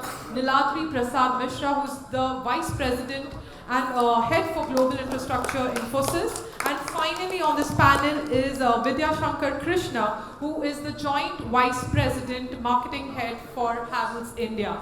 With this, I am going to hand this over to Fancy. All right. I happen to ask ChatGPT, right? Click on it again. Exactly what is a secret sauce for a very successful workplace design? And I'm just going to read this out to you because it's really interesting. Unfortunately, as an AI language model, I do not have any knowledge of any recent secret sauce for workplace design. However, I can suggest that a good workplace design should prioritize functionality, comfort, productivity, natural light, ergonomic furniture, good air quality.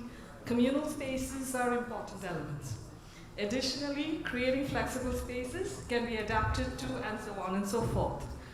But man, was I relieved to see this. If you click one more button. Consultation with experts in commercial interior design is also recommended. Yes. How relieved was I to see that, right? Because ChatGPT is the next big thing and it's just going to take away our jobs, so very relieved to see that. But anyway, just coming to the next slide. These are the experts here. I think together they've done almost 10 to 15 million square feet plus of offices or more, right? I mean, you know, there's Niladri from Infosys. Infosys is like literally one of the largest real estate, 55 million square feet. We know Amazon, 60 million square feet. And then you have Roshan. Man, yeah, I mean, you know, between Accenture and SAP, I mean, I don't even want to get into the amount he's built. And then, Renuka refuses to say how much she's built, but 30 years in the business, and you can just guess how much that is. And then, of course, you have Vidya Shankar from Harold's, who's like possibly fitted out 100 million plus, maybe, or more. So, I mean, this is literally the expert that we're talking to today, and what we also want to try and do is try and make it a little interactive. We don't want to be talking here. We'd like for you to put your hand up and ask a question if you have, because we need for you to go away from this session a little more knowledgeable. So if you can ask questions, nothing like it, right? So I'll start this literally right now because I thought we could just start it by asking Roshan about his secret sauce and what exactly he does differently in campus planning, workplace design, and in pretty much trying to manage his large stakeholders. And there was a lot of discussion around it this whole morning. Right? I mean, that is one of the most tough and difficult things to do. But for all that to work, you need to have to break down silos, talk to different stakeholders, and actually try and get them all together to agree on what and how to move forward, fix a budget. I mean, there's so many other things to it. So I just want to start with Roshan here. Thanks, Fancy. I can see that you're not sticking to the questions, so I won't stick to the answers. Fantastic. For starters, I think it's a good balance between a top-down as well as a bottom-up approach. I mean, since you're talking about what's the secret sauce for trying to get a fairly clear, streamlined approach to, say, a campus, or for that matter, any program, I would say, I think starting off with a very clear ambition charter helps. At least that's what helps for me. That was what has helped us all the time. What I mean by that is try to define what your broad goals are, what your broad ambitions are. Try to get that out of the way and aligned right at the outset. Because by getting the right data from everybody. Absolutely. But then I think even beyond that as well, right? Because you're right, I think data as a decision-making parameter is absolutely very important. But I think what we've learned in the last 2, 3, 4 years is that you probably need to go a little over and above that. I think you need to set extremely, and I've learned that as well, you know. I mean, this is not what I would have said, say, 4 years back. You know, 4 years back, probably I would have spoken more volume, I would have spoken more economies of volume as well. I think now what we're talking about is get a clear vision document out. Just make sure that you know what are you actually aiming for, because as they say, you know, if you aim for the moon, you at least get to the stars. Get your clear stakes out, be it in terms of ESG, be it in terms of sustainability, be it in terms of inclusivity, be it in terms of serendipity, which for me was a personal favorite as well, and of course wellness. Because if you don't create chance encounters, because now I think you need to kind of, a lot of people call it a lot of fancy things, I call it whole life design. I think we also, apart from having the responsibility to kind of build sustainable, equitable and happy workplaces, we also have the responsibility to actually build melting pots where people can actually come together and create chance encounters. So, I mean, I'll try not to draw on. I will say that I think for starters, it's important to get a clear alignment on what you want to achieve. Because everything else then is a much larger exercise. Because then you get the right consultants in, you get the right subject matter experts in. But if you don't have your vision document in, you have that much lesser chance of actually hitting the sweet spot. Yeah, thanks for that. I'm just gonna move to you now, Vinod, because we're in this situation. We've been hearing this whole day about return to office and exactly how people are managing that, and how do you scale offices to be able to take care of that, and how do you energize an office? There's a lot of questions around it, literally, right? So, I mean, for you, in your case, is there something that you can share in terms of what is working, what's not working? Yeah, so one of the first things which I generally start is that we don't have crystal ball.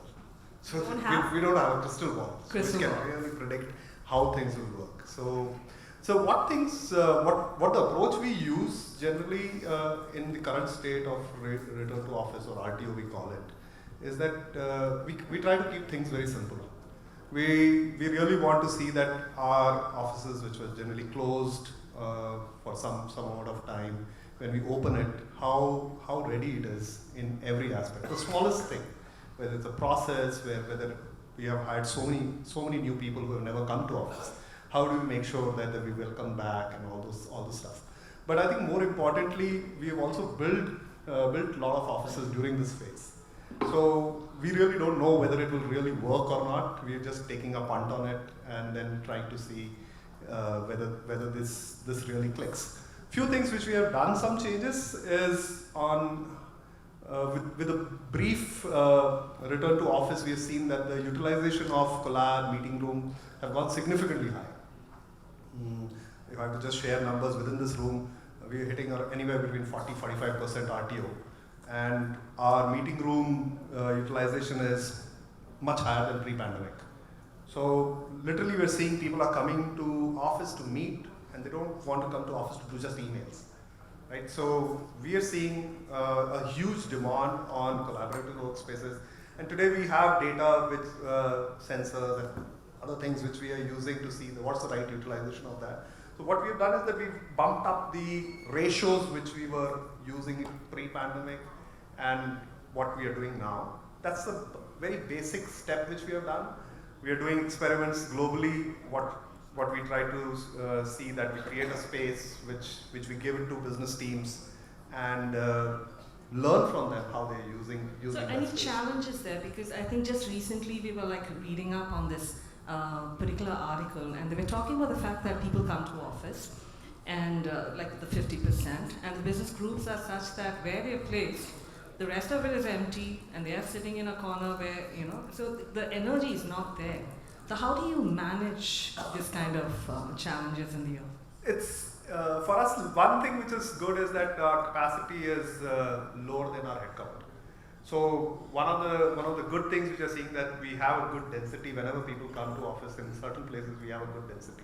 We have created social zones. Generally people hang around that because that's the vibe. This new Gen Z, if I have to really look at it, who's coming to work. We have moved to almost 100% agile.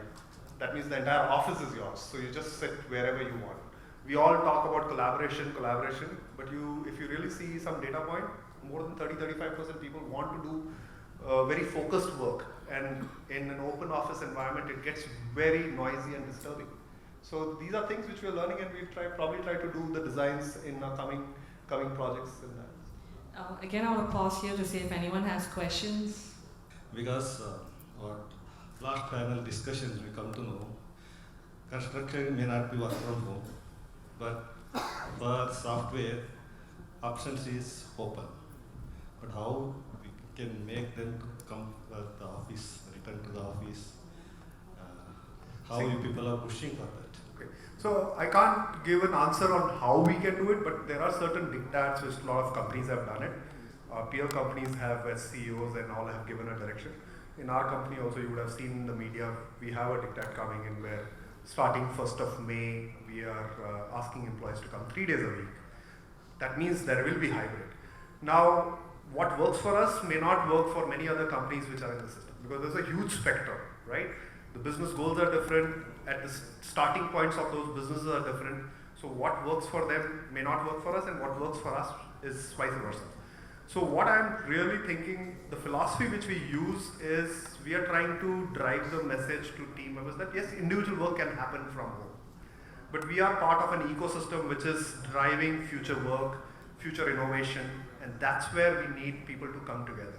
Now, 3 days is a good start point for us, but there are teams which I'm hearing with my peer friends, probably they are doing almost 5 days. BFSI is almost doing 80% return to office. So, yeah, so that's what I would say. Thank you.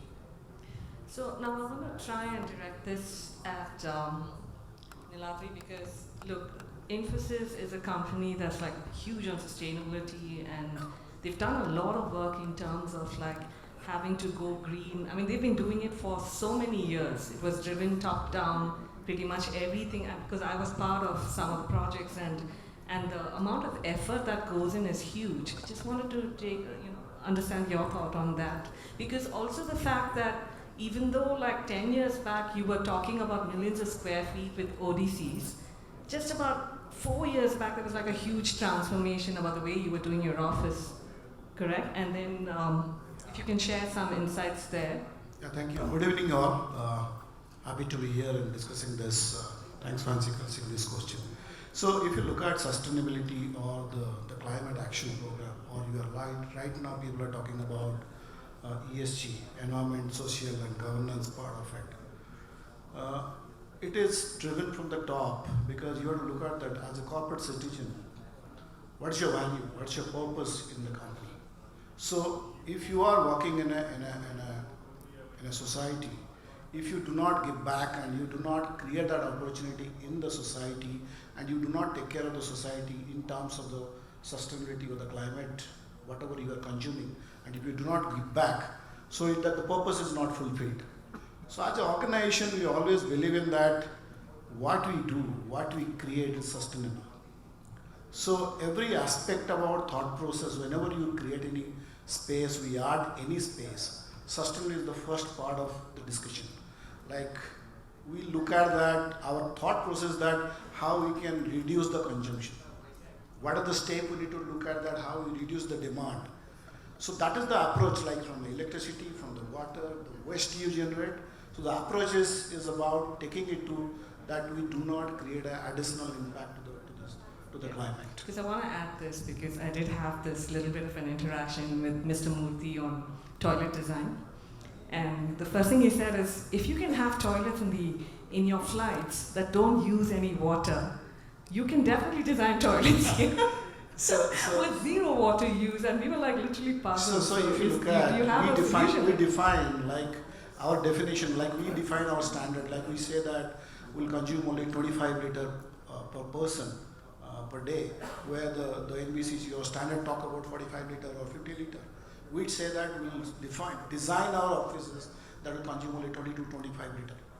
So same way we define that, like Bureau of Energy talk about 100 kilowatt hour per square meter. We talk about that you should be looking at 70 kilowatt hour per square meter per year. So you have to look at that, where you reduce it, then you do not create that impact. Okay, just going to move to Renuka here, who's just completed a large facility and went through, I think I'm not going to talk about it as a digital twin, I've been told not to, but it's just kind of slipped out, sorry about that. But literally what we're talking about, integrated technology, infrastructure, platform design in VMware. If you can share some insights there, because that is something that's a total puzzle for many of us. We really don't understand what it means. If you could just throw some light there. And if you have any questions as well, please go ahead and ask her questions. Let her finish first, so go ahead, yeah.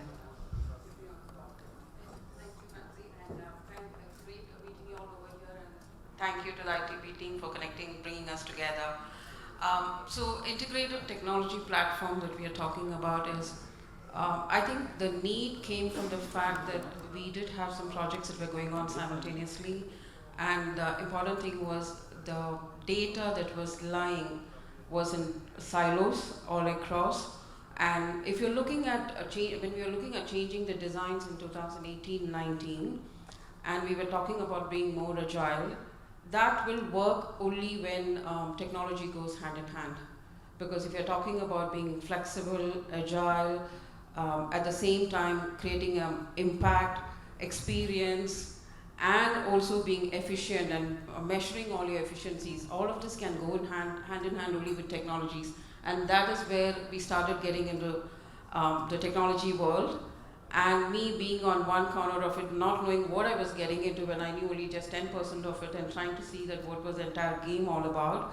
I think it was, most of us walked together into the journey, the consultant, the partners, design team, all of us together. But it's, the summary of that is integrating, the big plan is integrating almost around 21 siloed applications together, both on the engineering side, employee experience, engineering infrastructure, the digital twin part where it comes from the building, virtual building that we have done. Should I on ask the you design. the metaverse question? You can ask, and I know that I am totally nervous at it, and I have my definition for metaverse as well. Yeah, so it's in a phased manner that it is progressing, but then I would say that we would say that we have achieved our goal if we can, starting from design to engineering to operations, if we can get the goal what we have set out to achieve, that's when we'd say we are successful. But the entire thing is all about, one is learning yourself, upskilling your team. Will the last person in the team be able to do what we have set out to achieve? All of that is a big task in front of us. And I think we are on it right now. Everybody walking along together to make the journey happen. I think that's the best part that I'm enjoying in it. Yeah. And if you want to talk about metaverse, yeah. My definition of metaverse is to see that escape from the real world. Yes. And the definition of digital twin is to make the real world better. So I'm in the real world, fancy. Awesome. You have a question here. No, firstly, thank you. It's very heartwarming to listen to such an incredible discussion that you're having on the panel. This question has come online to me. Why people should come to office when it is kind of proven that productivity is fine in work from home? What should be the driving theme of design for the same? Many of us covered this topic in saying that it is not that one size fits all. When you're talking about flexibility, fluidity in design, the nature of the job, and what are the true enablers for that nature of the job, all of that is an important factor. And the points that were covered earlier in terms of well-being, sustainability practices, technology, all of this should come together as far as the workplace is concerned. But the most important fact is like, what part of the, even if you take one critical job, for example, that also goes through different phases. Could be initially, could be you team up, you conceptualize it, then you actually go through planning it, then making it happen, then getting into the customer side of it. Depending on what cycle of the job that you are in, what is it the customer wants, or what is it the business wants, all of that will determine where the work will happen from. So if you are saying, we cannot be sitting here and saying that, even from if I talk from my own perspective, I know that there are different business verticals within an organization, and each of them will have a different need.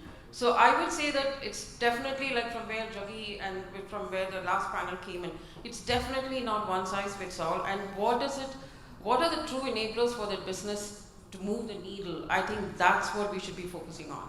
And that can change, that's fluid, and it would keep changing, if you ask me. Can I just take a stab at it? I think I'm going to put my foot in my mouth here, because I think the jury is still out on whether people should come. I don't think we can actually go ahead and make that statement. I think the mistake that a lot of people do, my personal views, is that we keep focusing a lot of headspace in how do we get people back, what do we throw at them and all of that. I think that's the wrong narrative. I think it has to be business driven. And by business, as both of them said, obviously one size doesn't fit all and all of that, but more importantly, the minute you start talking about what's the business outcome that you're trying to drive, what works for that particular organization, which is exactly why certain organizations are putting mandates out there, whereas certain organizations aren't even talking about people coming back. I think when you start putting yourself in the business shoes and look at where is your innovation coming from, where is your productivity day-to-day coming in from, because even that varies, right? Industries vary, kind of the work that teams are doing varies. And then you kind of try to hit that sweet spot about what is your so-called future of workplace, right? I mean, in my view, it's also probably the most abused term going around. The only reality in all of this, I think, is if you have the ability to try and stay nimble, because whatever you do, it's going to change. If you can have the ability to stay a little nimble, little flexible at a strategic level, from a real estate strategy level, from a workplace design level, even from your procurement process level, I think that's probably going to hold you in the best stead. I think the discussion is not about why should people come back. I think the discussion is about what does your business need at this point of time. Very well. And just to labor on fancy, just thought of taking Vidya Shankar's input on this, because people on the dais essentially represent the large multinational chains. And Vidya Shankar as a homegrown brand, Havels itself. What stage and what is the thought process going at Havels? Because you're also present in many countries, larger operations, entire portfolio of products and services immensely contribute to the office segment. Yeah, thanks for the question. Our views are a little diverse. When coming from a manufacturing company into products, into lighting business, the kind of perspectives we have taken in the last 2 years is quite amazing. Right now, what's happening is where those offices are already functional, where people are coming in, there the customers are looking forward to a very engaging kind of an environment. Now, for the first time, we are looking at people or customers now asking us, can we give flexibility to our employees? I mean, simple as this. Today, during the pandemic, when we started working from home, we created our own small offices at home. We built those offices the way we wanted it, right? We had the right furniture, we had the right kind of lighting and so on. But the moment I come to my office, it's a standard representation which is out there. And what we have seen is people want that flexibility to control, even for example, a small gadget like lighting to whatever mood that they are in, right? They I mean, depending on the time of the day, depending on the kind of task, they may want to relax at a particular point in time. But your lighting is so bright that it is not allowing you to do that. You cannot relax. So you are forcing people to do things which are much against their own thought process. So coming to that part, right, because I've been reading recently about light that emulates sunlight inside.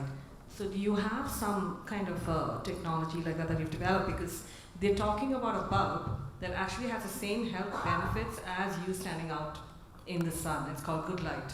And it's a research group, so I was wondering if you have something similar.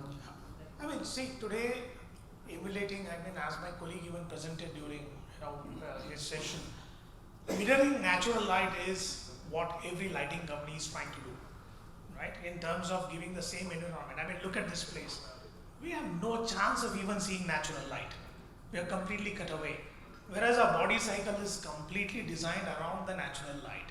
We have the day, we have the noon, we have the night. So we have now technologies which can actually mirror that kind of, the sunlight which is there. But what I'm only trying to say is it is just beyond all that.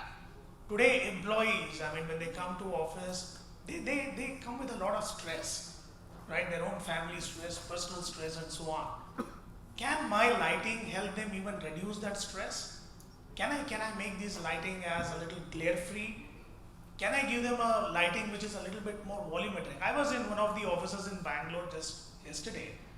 It was a large office, but I was really stunned to see the quality of lighting. They have spent so much of money on the infrastructure, maybe the best of furniture, the best of gadgets and so on. but I just look at the ceiling, it's completely dark. What's the problem there? Yeah, it's the thought process of the lighting itself. So is it because the people who are taking the decision don't have the right data? And how can you help with that? Maybe that is what it is, right? Maybe the people who are taking these decisions, be it the facility managers, be it the project managers, or maybe even the consultants who are involved, right? Probably they do not have that much of awareness. And we as Avels today, we are trying to engage with such stakeholders, trying to create that awareness how your workplace can become a little bit more engaging, right? I mean, let's just say even simple electronic gadgets having electromagnetic induction, it creates stress in the environment. We do not see that, we do not talk about it. But you have millions of them, and then you realize why my employees' productivity or the health is getting impacted. Thank you. Fancy, does Vikas wants to add 2 cents here? Sure, yeah. Can somebody reach the mic? Because you want to address it to anyone specific? Thanks. Or No, it's just a general question. What I feel is that we all had the different aspects, but I feel a critical aspect is about the culture, okay? We have seen lot many employees joining organizations during pandemic, okay? They didn't even come to the office, okay? And they were just working on the screens. And within the pandemic, they moved to another organization because they could hardly understand what the organization culture is all about, what the values are there. And unless and until the employees come to the office, understand what the organization is all about, mingle with people, get to know what the values of organization stands for, they are not able to relate to it. And hence we have also seen once they have moved to a different organization, they tend to come back. That is not the organization I relate to, but I've just seen it on the screen. So those are the kind of shortcomings why people need to be coming to office to understand and get a better knowledge where they are working and how our organization conducts itself. Like most of us are CREs here. All of us know our jobs. We do transactions, projects, FM, whatever. But many of us don't fit into a particular company when you interview and you don't get through it. It's primarily because of the alignment of culture for that particular company, right? And that's super important. We use an analysis that in last 3 years, people have joined and moved on to another company. But people who have stayed, at least 15 to 20% people would be promoted to the next level. What kind of future leaders, what kind of future managers you're building? And that becomes a good crux and a baseline to your question when you say that what's the need of people coming to office? Yeah. Like I said, that every company has a different start point and every company has a different goal. Goal for us on ESG would be totally different from a startup which is in HSR, right? So they would be not thinking with the same vigor what we would be thinking. While it is the right thing to do and it is the good thing to do and all of us should promote and influence the decision makers. But coming to the point that offices are here to stay, it is up to us as leaders that how do we influence and do our bit of educating and bringing people back to office. Just a quick one. I mean, I was trying to avoid commenting in the interest of time, but since you've given us a free rein. To Vikas's point, actually, I mean, it's an interesting one, Vikas. You know, there is no, I don't think we've seen the end state of that yet, because I personally, for one, have always believed in the cultural stickiness of, you know, the physical nature of the office, which leads to culture. That's what you're saying, right? I mean, the physical nature of a workplace has always been a big part of culture for employees. But I'm not so sure that's true anymore as well, right? It is a very important part, but increasingly what organizations and their people organizations, you know, the HR teams and even workplace teams are seized with is how do you build a hybrid cultural framework as well? Because if we start resting on our laurels, saying that the physical nature of a workplace is going to build the culture of our employees, you might have a tough time, because I think it'll have to be an entire framework, you know, I mean, during COVID, I mean, I don't want to talk about that as well, but you know, there was a lot of mental health issues as well. I think a lot of organizations that did well were the ones who actually provided a very healthy safety net for employees virtually. Obviously, there was no. So yes and no. The physical nature of the workplace continues to be a very important part of the culture building exercise, but I don't think you can rest on that. I think it'll have to be an entire framework of hybrid, virtual, what kind of people policies are you bringing in? What kind of policies, I mean, the whole gig network that we've been speaking about, right? I mean, are you allowing people to actually do that? So it's it's basically it's above my pay grade to talk about it. So Roshan, what Just- I wanted to say was that when Vibhor commented that do we actually need to come to office? Hybrid is there, but for hybrid you also need to come to office.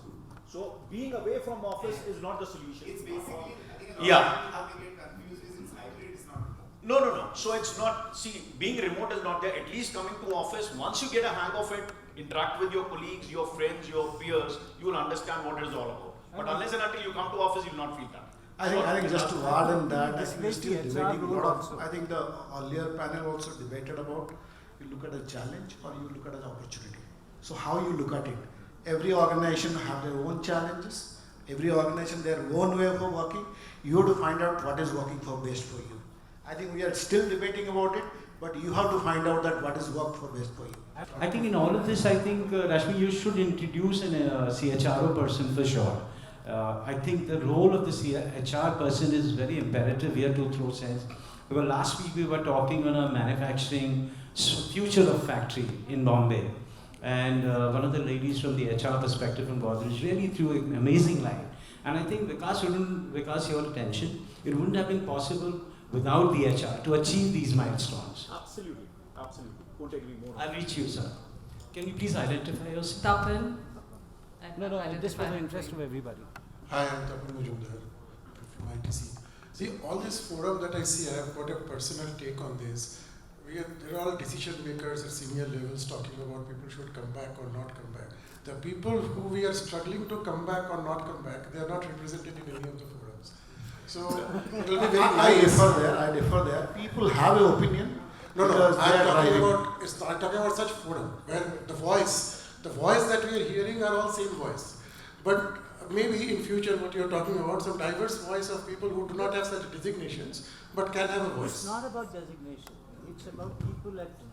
We are running out of. Can I just take this Listen, back onto yeah, the so I will leave it forum? back. Yeah. But it leaves a thread for great discussions ahead. Just want to refocus back on things like inclusive circularity and inclusive design, circular design. And this is something that I'm going to ask, can you take that? Because I think all of you can, but I just want to take, because I'll tell you one of the things that the challenges that we're facing right now. There are things like net zero goals, and you're going to go net zero by 2030 or 2040. Many of the companies have these goals. But what happens is it's kept at that top management level, and then when you come to the bottom where the project is getting done, pretty much everyone there is not totally in sync with that message. So I just want to know if you are facing such challenges as well, because I had a discussion with Renuka and she said she looks at everything, right? So I want to know if there is a challenge there at that ground level, because at the ground level what happens is it's more about, let me finish the project in time and I don't have the money for this. So I just wanted to... So let me start with myself. So when we looked at the entire net zero or the carbon neutrality, what we already achieved in 2020, this journey started sometime around 2007-8. So from the leadership perspective, because that's where the value and the purpose of the organization comes in there, and it is driven from the top. So everyone in the organization adapted in their thought process, in their approach, in their creation. So we wanted to be a sustainable company as a first. So that's the thought process. So it was never a challenge for us as an organization, and we are looking at that where we go next. That's why we defined our ESG vision. We are looking at that where we want to be net zero. What will be there? We want to be water positive. We are talking about many other things. So we have our very, very clear plan of action. We have clear ambition about where we want to be in 2030. I think most of the large organizations right now, ESG is not if you do not have ESG clear vision in your organization, you will not be rated high by the investor community. You will not be treated by your customer in a different manner. So any RLP you are getting, like any IT service company, that is a must. You need to have your ESG vision or sustainability vision defined there. So they are looking for, if you are not listed in CDP, sometimes they go to CDP and see that where you stand. So the things are changed completely. So you cannot survive without a ESG kind of ambition or ESG kind of a roadmap, because this is now becoming Yes. a law and As a a compliance law, yeah. requirement. Just, we have very little time left. If you could just quickly touch upon that question I asked on So- challenges at the ground level. Yeah, so I think for us, I can speak for me, I can't speak for the larger crowd, but I think it's very clear. We have green leases, very clear toolkits. We have on workplace design, we have very clear toolkits. And as leaders, we are very hardcore about implementing those. So I don't see a challenge, a short answer. I'll put it into three things: purpose, people, and impact. So if you're having the purpose, how are you driving it down the entire, are you rallying everybody around it when you're talking about the purpose? Same thing to do with the people. It's just not employees. When I talk about people, it's an entire ecosystem. Are we making sure that they know the purpose and they're rallying behind you and you're taking it the entire chain? Same thing to do with the impact. And I think creating the awareness around it for everybody who's involved in it, be it the internal community, be it the external community, all of that plays a very important role. And we cannot say that we are, like someone said, we cannot sit on the top and decide.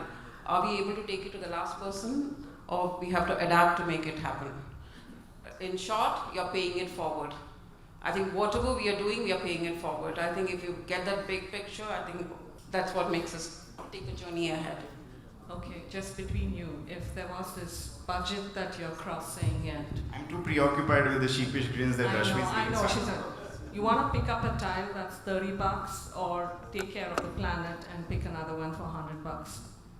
Okay, so since you keep looking at see, I think yeah, the that's only like a way it tile. can be done is to that point as well is the role that people like this group does is not rocket science, but I think it's important to kind of translate the vision, define the right vision, then translate that vision into something that can become a bit of a conveyor belt in terms of your designs. Because yes, you want to kind of get everybody involved, rally everybody in, but at some point of time, if you can put that vision into a framework which can just get executed, you don't want everybody to do the thinking.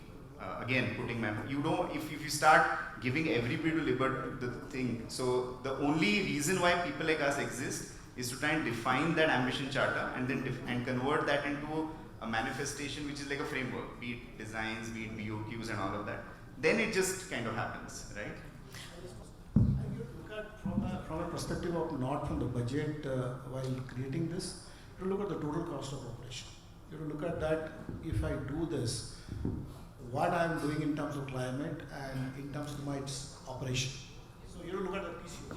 Yeah, got it. I mean, she's just been glaring at me from the back, so I'll just wrap up. Thank you so much. This has just been, I hope there's a lot of takeaway from this.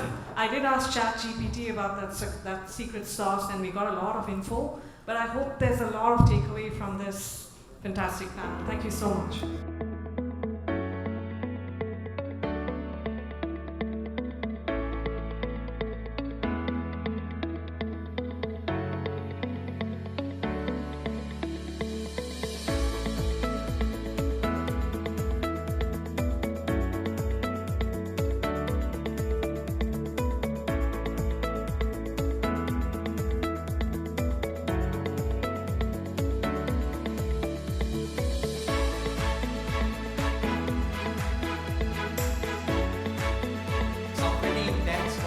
By now. So I'll try to keep it a bit light. I'll not delve too much into details that we originally thought of. So let me just to lighten up the mood, let me just show of hands. How many of you are actually aware that there's a song, Natu Natu, who's recently won at the Oscars for India? Most of you, right? Now, honest to God, how many of you, when you heard that song for the first time, not sure if each one of you have heard it or not, but how many of you heard it for the first time and thought, this song should be selected at the Oscars? You did? See, I see the show of hands going down. So why I said this is because when I first heard that song, I had no clue that this is going to make it to the Oscars to even nominate and then winning the prestigious award as such. So why I narrated this story is that today here, when I represent the AFC to all of you, to be sharing this dais with all of you, we feel the same. We feel it's the Oscars for us. And why I make that statement, such a bold statement, I'll circle back to this. I'll start with the story. This was year 2008. Most of us were there, and financial crisis had hit all of us. So what happened for our industry was, specifically sticking to the furniture bit, that the firms wanted to reduce their capex and opex. And they were finding out different ways, like how to utilize this space and have more number of employees attend the office, or how to shift from a buying model to a leasing model, and how to invest in anything that is more mobile rather than something that is fixed, fixtures as we know it. So that is the advent of how AFC came into existence in 2008. We saw that need. It was a very sought after need to have a modular furniture in that age and era, and it's still very much relevant, and the importance is going ever since. So what we decided is that this is the space we are going to foray into. There's a gentleman by the name Manoj Tomar who bootstrapped this, and the one USP that we were going to the market and saying that why do you procure from AFC was the delivery timeline. So any organization that's looking to reduce its cost, moving to a more agile solution, and having long delivery timelines is something that is not matching. So this was our core focus starting in 2008.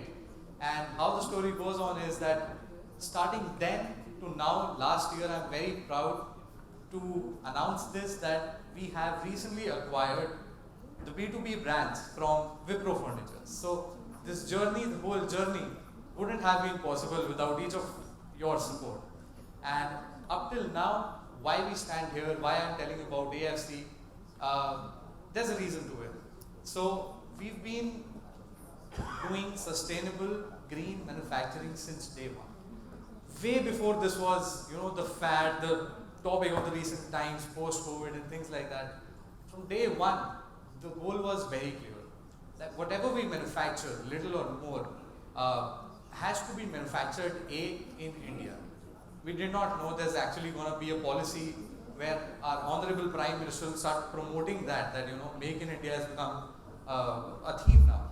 So we were doing that since 2008, and sustainably, as we know it, like the guest before me told you about the fact that how bigger companies look at ESG, sustainability, and then how smaller firms look at that. So in 2008 we were small, but we knew that this is what we call as manufacturing anything in a green way, in a sustainable way. So we had been following those. And in 2019 we had a full-blown setup based in North India, wherein we are the largest manufacturing in North India in our business, doing 100% green manufacturing. All of you are more than welcome to visit us, see how we manufacture, what sort of experience we provide. And today I stand in front of you to invite all of you that we recently launched a new experience center in Bengaluru. So I request each one of you to give us the same kind of support that we've been receiving in different parts of the country. We have been doing projects since day one across the country, including tier 1, tier 2, tier 3 regions. But then we have not been, because of the lack of capability. Yep. So I've got my time's up reminder. Just to complete that, we have a new experience center now in Bangalore, and that's what I meant when I said that for us, this is winning the Oscars. So thank you so much for being patient. Thank you so much for your time. Have a good day. Diligently, each one of you all have taken out your time to join us. So I'm not going to take up any much longer. And I am going to introduce our third panel discussion of this evening, which is titled The Changing Nature of Work and Workplace. Now, this panel genuinely has been one of the most, eagerly interesting and enthusiastically for me, because they've put in their hearts, their interests, and their mind into discussing every single point that they're going to be taking up here. So moderating this panel is Mr. Shobha Raghunathan, from Buildtech, and joining her is also her co-moderator, Mr. Vikas Chawla, Director, Employee and Workplace Solutions from Adobe. And the speakers on this panel are Ms. Leila Khalil, the Director, Real Estate and Workplace Services, Salesforce India. We also have Narsimha Chenna from Mercedes-Benz India Research Center, and we also have Sanjeev Tulicheri, Director, Carelon Global Solutions. And the two other panel members joining them are Himachala, the AVP Operations EMIDS, and Nagendra Sharma, GM for South Region Siemens Healthcare. A huge round of applause, ladies and gentlemen, for them, because I know the efforts and the discussions they've put behind this. So I'm going to quickly hand this over to Shobha. Shobha, you. And so we're going to dive straight into the topic. The changing nature of work and workplace. I was on a panel like this 5 years ago before the pandemic. And the only difference is whatever we spoke of that day, it's all come live today. We're living it, and I think living it in the extreme. All that you heard in the last couple of panels, without repeating all of that, the technology, culture, we heard about culture quite a bit. All parts of culture, equity, 4 generations working together in the workplace, work from home, flexi working, the gig economy, you name it, everything is alive at the moment. And with that, I think the profession has changed quite a bit. So we are here to talk about the profession of CRE. What does it mean to the workforce? What does it mean to all of us? And we're here to present a slightly different take, not a rehash of 2018. So we've come a long way. I think we started, the CRE professional probably started as administration, operations management. And I remember picking up my thesis topic when I was back there in college on facilities management, and my professor said, you know, do something which is going to be in at the moment. What is this about? People didn't even understand what facilities management was back then. But we're talking about humongous change which has happened in the last 5 years. Forget about the last 20 years. So with that, I would like to call on Vikas and Narsimha. Maybe you can throw a little bit of light and give a summary of the changes that the CRE world has seen, and what does it mean to the profession?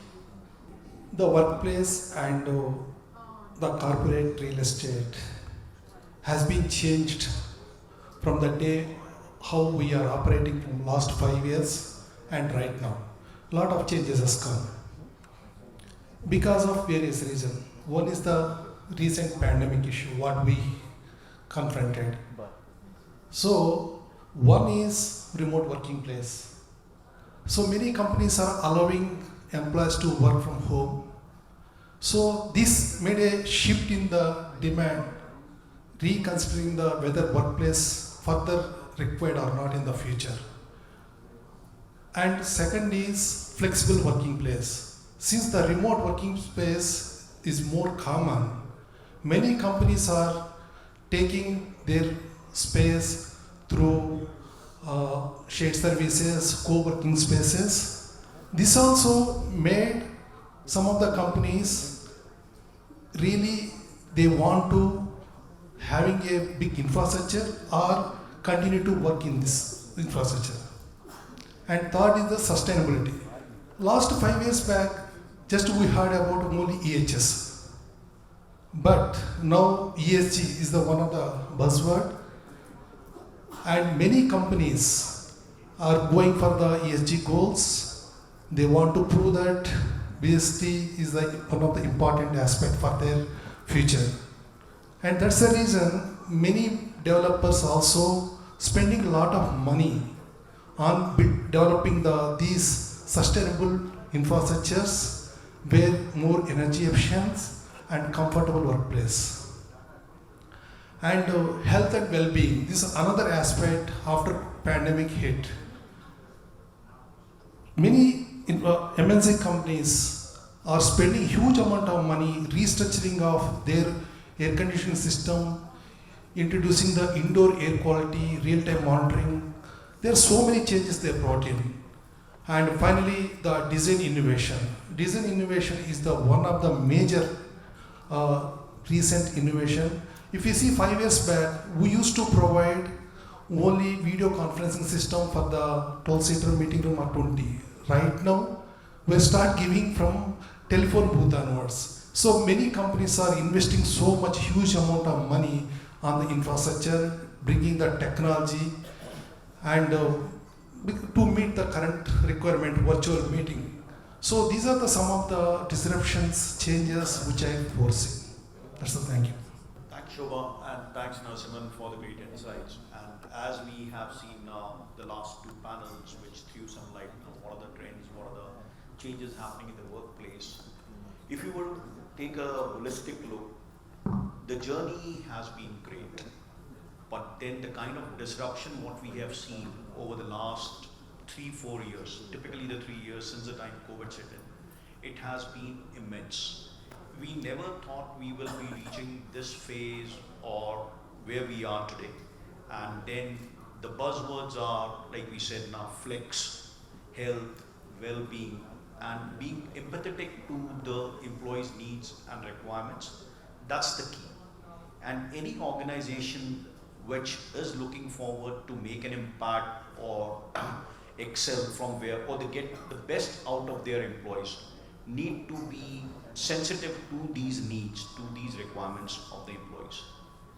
How the organizations are doing it, there have been various ways and means, and then the organizations are giving their employees, empowering their employees to be flexible, do what they feel is right without impacting the work or the end result what they are looking for. So I believe the onus is on us as custodians of the workplace. We have seen a real estate professional having a more say on the table than we ever had.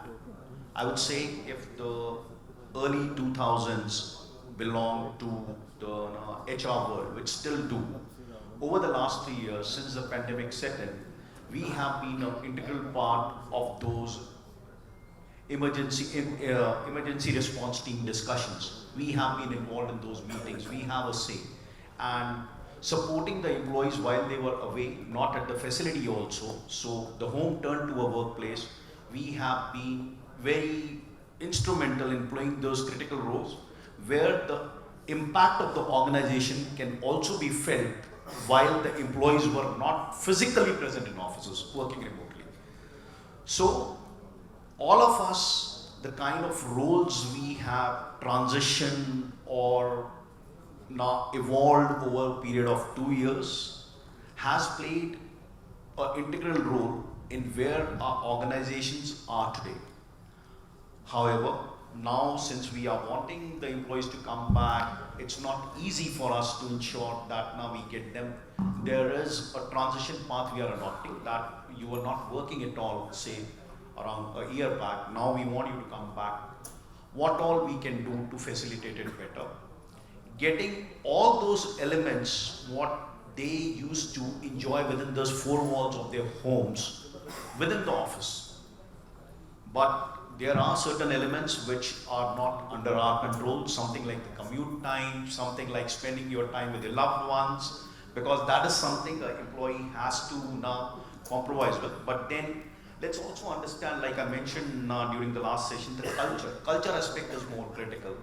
And maybe an employee who has worked for X number of years is much seasoned and has gone organizations. But how do you make them understand what the culture of the organization is, what the values are, what it stands for, and how an employee can be an integral part of that culture or values. So I believe those are the key things from my side which play a role in defining what the workplace of today will look like.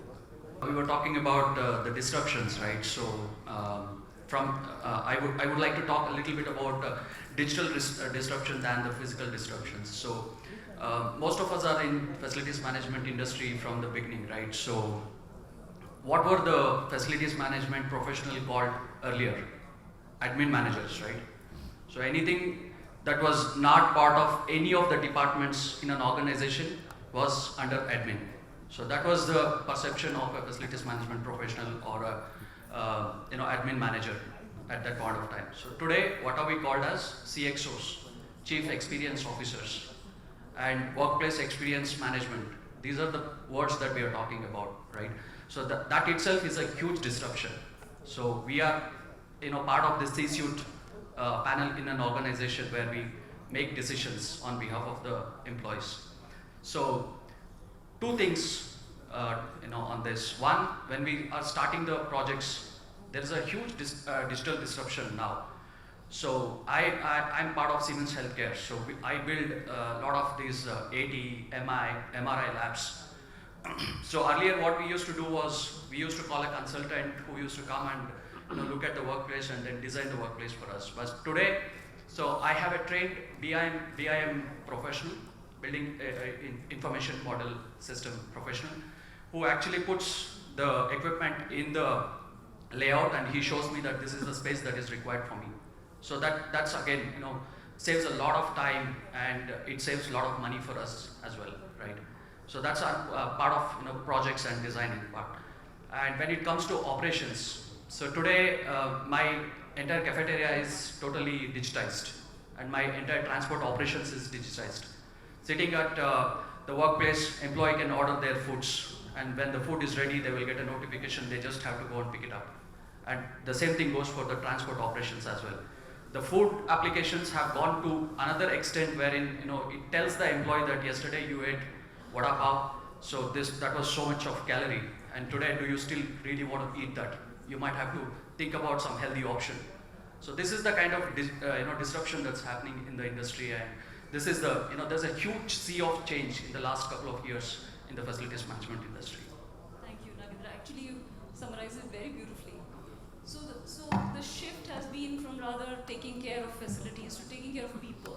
We are talking about employee engagement, we're talking about experience, in addition to things like emergency response, like you said, business continuity. So we're talking at a very different level, and when we're talking about even health and safety, it's become much more personalized, individualized. So at one end is the employee that you're taking care of, and the other is the business and the strategy itself. And somewhere in between, you're sort of straddling both worlds. How are we placed in terms of capacity building for our own professionals, for CRA? Are we equipped with the right kind of skills? In the previous panel, we talked about how technology is quickly overtaking us in everything that we do. And whether the last person on the site, on the project, on the establishment is ready to actually implement that while we are bringing in all of these new technologies. So this question is to you, Leila. How do you think we are skilled enough? And what are the skills that are really needed? Thank you, Shobha, and good evening to all participants here this evening. Actually, that's a very interesting question, right? I mean, on one hand, we're talking about the evolution of the profession as such, right? And I like the way how you put it.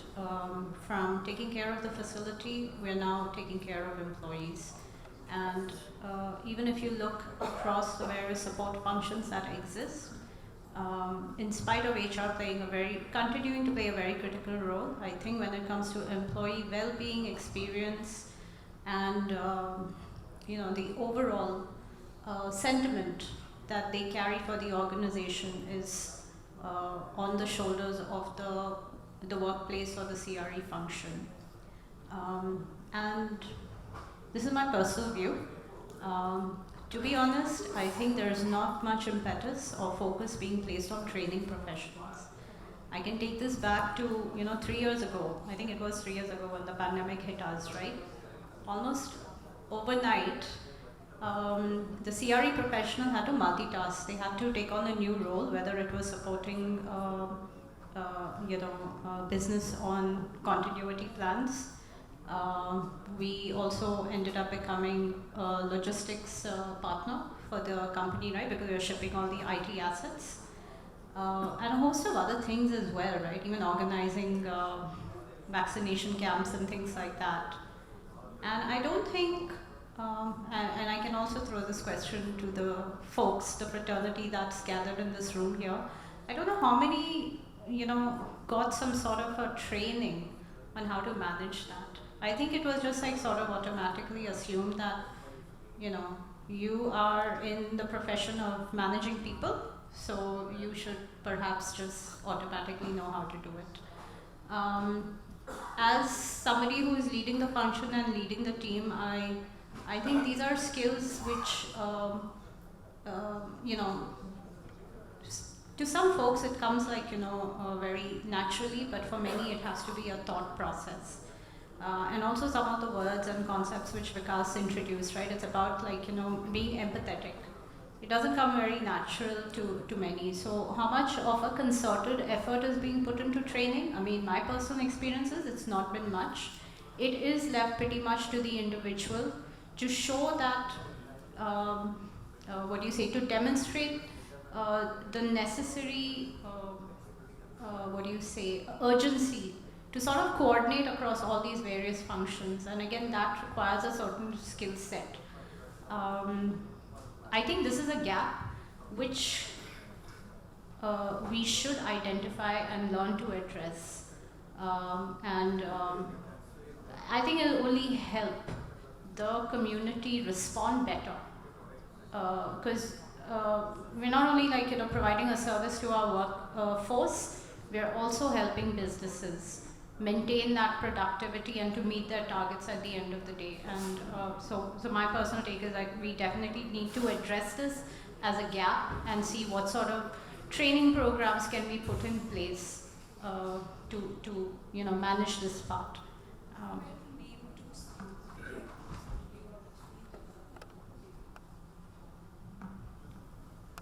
I think, let me put it with one technical skill that most people are familiar with, and that is project management skills, right? Because typically you think it's got only something to do with managing projects, but I think our role as CRE professionals has also taken more of a program management scope. So managing that in a timely manner, and especially when you're working with tight budgets, and to measure the impact at the end of the day, you need to develop or have those project management skills. That is one thing that comes top of my mind, but I'd like to see if somebody else on the panel has another idea on that. Thanks, Vika. If you look at our world today, we need hard skills and we need soft skills, right? We're talking about investing in our offices in IoT, we're looking at digitization, we're looking at well-being. All that, you need real knowledge. And then there's the whole leadership and associates that you manage, for you need strong soft skills. And we sort of so there's a huge spectrum out there. And you take any of this, we are all wanting everywhere. Now, over the last 2 years, COVID, there are a lot of projects and we really invest a lot of technology. And what I really find is, whomever I'm talking to, I get product sellers. I don't get a solution finder, right? And that's lucky with us also. We also don't know enough, right? Sometimes you have a big plan. Now when you break it down, everything requires a lot of detailed planning. That requires a lot of real skills. We don't have, right? All of us are good in something, but we're not good in everything. But we expect to be good or excellent in everything. Because the final product that you deliver is based on knowing everything, right? And so there is a huge skill, and my colleague is here. We try to do a lot of stuff, and I can tell you that we've been found wanting in so many areas. What we envisage and what the end product, sometimes I sarcastically say, I aspire to buy a BMW or a Lander with a Maruti 800, it's just because of lack of knowledge, sheer lack of knowledge. And I'll give you another example. We in our office wanted to build a studio. The whole objective was, it's a studio where you can come record, train, do podcasts, do an event like this. So we built a big plan, hired consultant, put everything together, and today we had a review, and I suddenly found we haven't delivered most of the stuff. I have sunk money But I have not got what I needed. Right? The end product is not there, and that is lack of skill. And there is a sheer lack of hard knowledge on skills across the sector. And there's a sheer soft skill. You need soft skill to survive in the environment and manage the environment. You need hard skill to do your job. Right? And I say, when I look at myself and look at a lot of us, it's lacking in both. Yeah. So, I'd just like to add now where Sanjeev left. We all know there is depth of trained manpower in the industry, and we always struggle for that. And you see now, I don't see much presence of the IPCs today in the room. But if you are to ask now the organizations like the JLLs, the CBREs, and the Cushman and Wakefield, they'll struggle now that we are not getting the right candidate at the right price point which the client wants. Okay, so there has always been a challenge, and it continues to do so. And let's also be candid now that if 10 of us are sitting in this room, there will be 9 of us for which this industry or this profession has been an accidental landing. Okay, because there were not many options or college or institutes which used to be giving us training. Like today also we have very limited number of institutions within the country which train us on that. Okay, I'll not diverge much time, but let's also understand who are comprising the key leaders or the key employee base for the workforce what we have today. I feel 40 to 45% it is now folks from the armed services background, and another 40 to 45% from the hospitality background, and the rest 10% is from other backgrounds. And over the last 5 to 6 years, we have seen more and more impetus on people from the hospitality background, because there is something known as the workplace experience manager which is coming into play. So that is what will be defining the way we move forward into it. So back to you, Shiva. More hospitality industry is coming in, because what is the skill they bring to the table? Customer service, experience, employee experience as customer service, change management, being able to cope with constant change. When you talk about soft skills and you try to sort of break down what this whole softness is about, it's all of that which sort of gives rise to leaders. And that given way also requires both soft and hard, right? The soft part is managing people who come and explaining what you're doing and why I'm not going to give you 1 per 1, I'm going to give you 1 is to whatever the ratio you do. The hard part is the whole technology that you need to run with, right? If you want to run an efficient real estate, you need to have some numbers, right? I remember in my previous organization, here that was very easy because of COVID. We said, in our office, minus our country head, nobody has an office, nobody has a desk. Everybody else go online, use the tool, use the desk for the day. Crowd, that's it. Right? And it's done globally, so it's very easy to do it. In my previous office, it's very, very difficult. So I actually had to put in a case where I said, we have 100 people. We not put the whole data and say, on a given day, they're not even 72. The number I had was 72. So I think about 28% of the real estate vacant every day.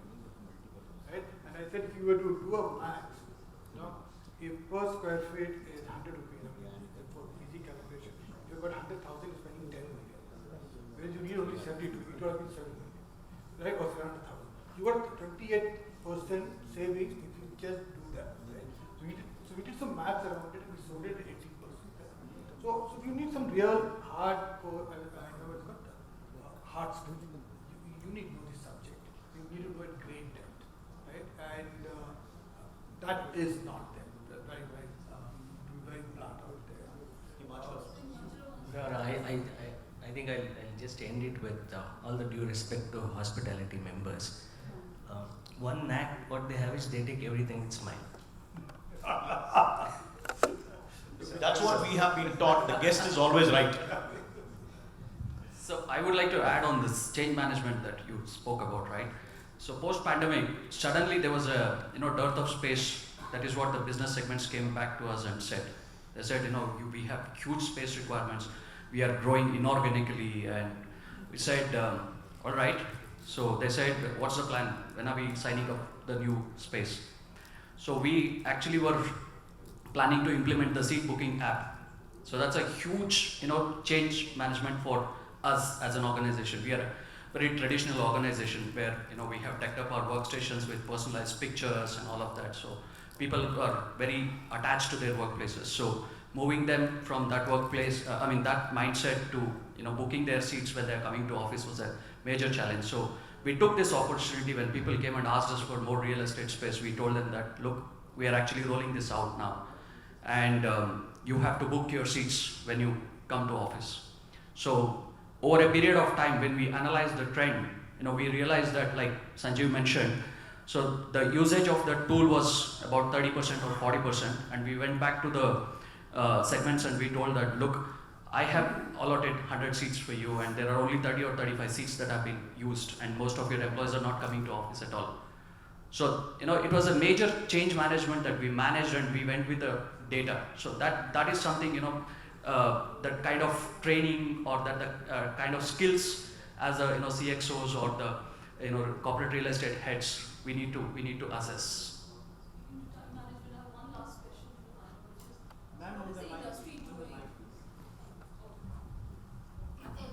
I started to believe that I was audible without the mic. So just one last question, keeping with the time. What is the industry doing about this gap? Clearly there is a gap, and that gap is probably widening with the amount of change that the industry is seeing. Any thoughts on that? And then I would also like to hear from the audience. I don't know. I think there was some coordinate initiative somewhere. I think that Amity was trying to do something, but I really I'll just brief you on the coordinate initiative. We have a university relations team.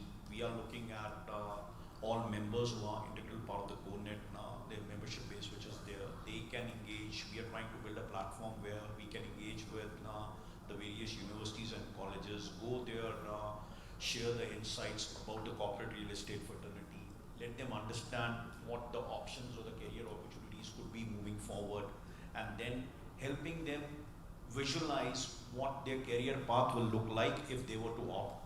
So we have seen a lot of traction happening on that account, but then is there any structured program or something? Those colleges, like right now today we only have MIT, but there are a lot of institutes and colleges globally which are there, but then how many of us can afford now, or people from India go and attend those? That's only a limited segment which is there, but then we are trying to do our bit. Then there is MCR which you can do now. All the professionals who are part of this community can pursue. There is QPCR, there is MCR, those are the two designations which are there. And I believe IFMA has a similar. IFMA also has a similar. So all the respective communities are trying to do that, but then I believe there is still a lot of work to be done till such time we get a good understanding amongst the graduates that yes, this could be one line or one stream which they can pursue and build a career on it. You had something. Yeah, I mean, they're really not much. I think what is still existing is the whole Guru Shishya Parampara, right? You hire somebody very junior, very inexperienced, and then he learns in the system. So most of us have learned in this system, right? And I think the structure is still missing. Even smallest, even by an electrical technician you hire today, or somebody who's done a diploma somewhere, when he walks in on day one, he doesn't know anything. It's just that you just hire him, he's okay, and guy he'll learn. And most of us take that bet, hire people with literally no experience, but just say, okay, he has some aptitude and he will pick up. I got hired that way, so I'm a big believer that just hire somebody who has the right aptitude and attitude in life. If they're willing to learn, he will learn. I think that's how disorganized we are. Yeah, I mean, there are some good work the coordinator and others are doing. I think we'll just get better, but we're not there. Yes. So, in the interest of it, I want to say something. There is no specific education dealing with you should be a FM professional. We all are landed as accidentally in this profession. We can say we didn't go through the proper education. No, okay, FM required. This is the education which we have to go through. By virtue of experience, after joining into the company, we learn a couple of things. Being a technical, I can learn what is the requirement of the setting up the new facility.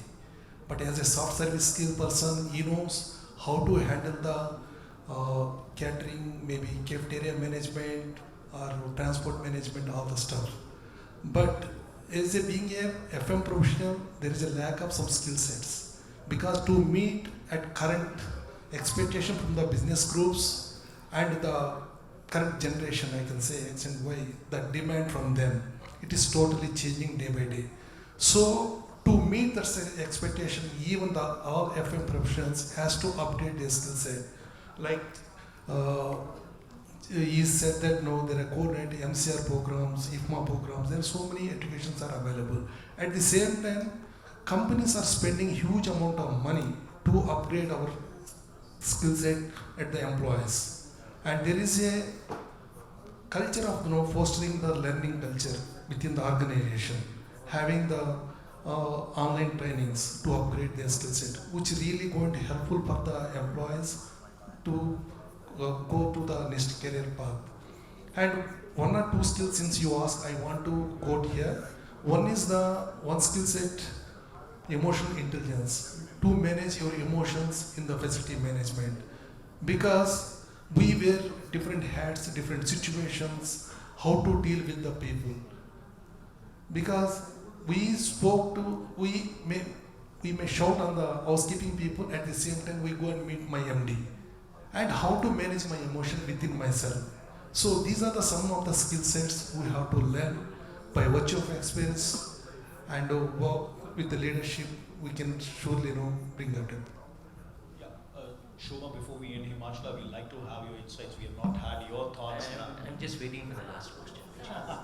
Yeah. Yes. So just to summarize the discussion, where do you think this is headed? First, I would like to congratulate all the souls here, because we have successfully completed the second anniversary of the lockdown yesterday. I think kudos to all of us, a third anniversary. I think the bottom line is pretty simple in my view. There is a top-down approach which is coming from the senior leadership. Just to drive, one is on the innovation and being agile. And the third important concept, which is customer-centric. And a lean enterprise is what everywhere they are trying to push. Of course, it was again invented by Toyota in 1970, but not restricted only to the manufacturing industry. Now, every organization is pushing more on the lean enterprise model, where how we can bring in efficiencies, how we can reduce costs, all these things. The key skill set that, with the changing environment, that what we should adopt here is being empathetic and then being agile, because everything is business driven. And it is not the same formula like all our other panels has said, applicable to everyone, right? So it is as per your leadership and as per your business, and then you need to be agile. Like, if you just look back 10 years or before pandemic, we are at the spending organization side, the FM and the CRE. And they become the superheroes during the pandemic, who started driving. There is a huge drastic change in the needle movement of the P&L.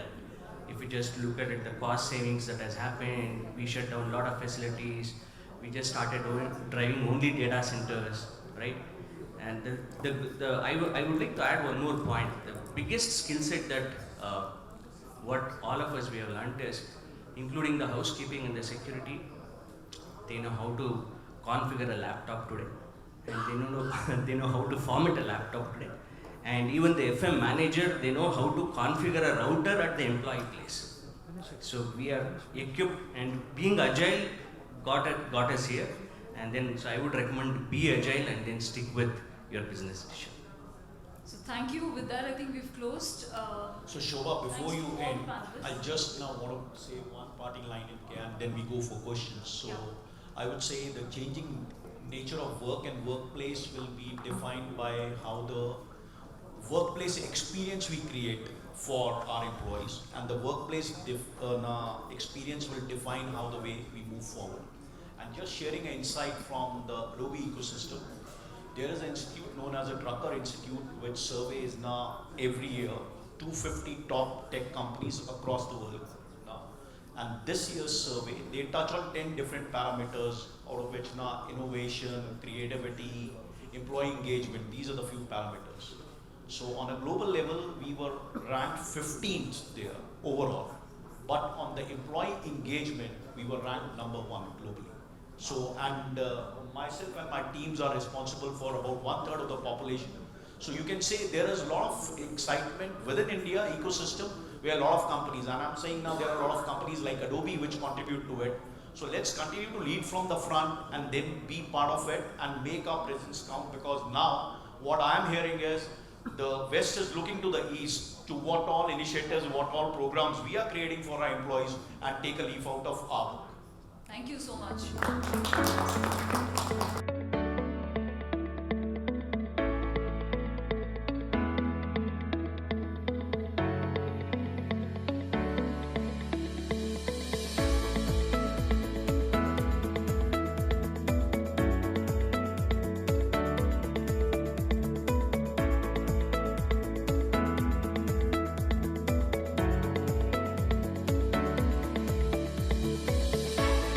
First of all, I will not take much of the time.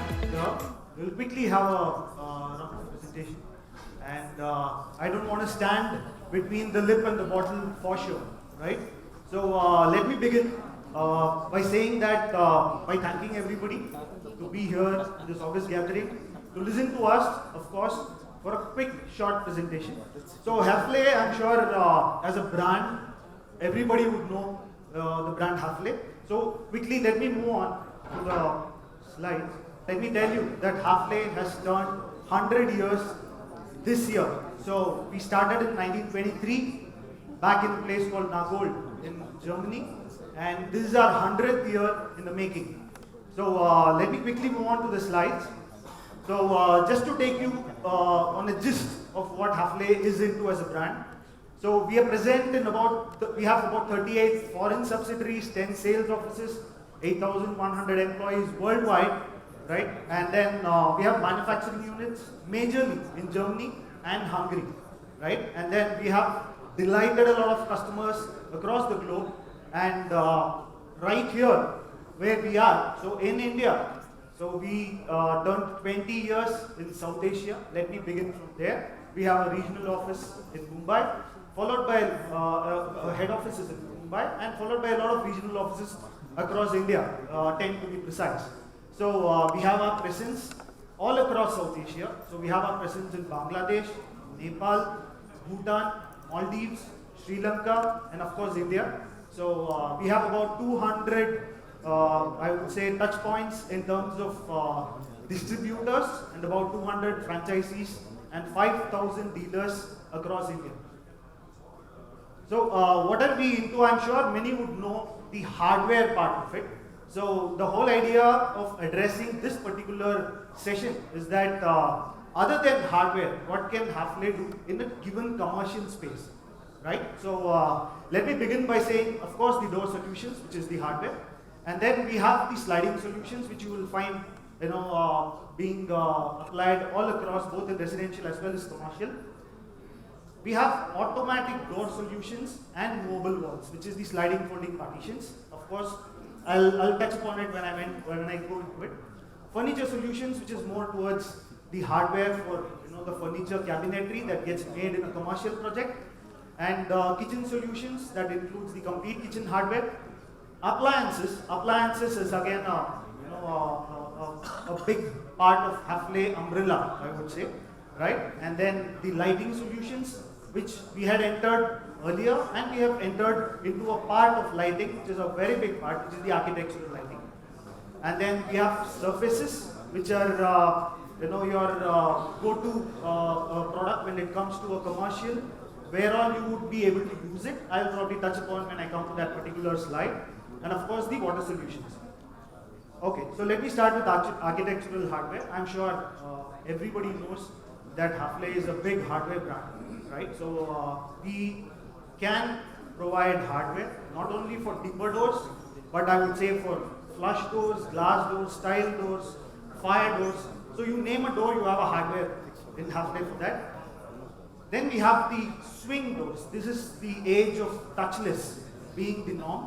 And we have swing doors which are automatic, right? And then we have sliding doors which are automatic. I'm sure this being the norm in a lot of commercial spaces will find its way into it.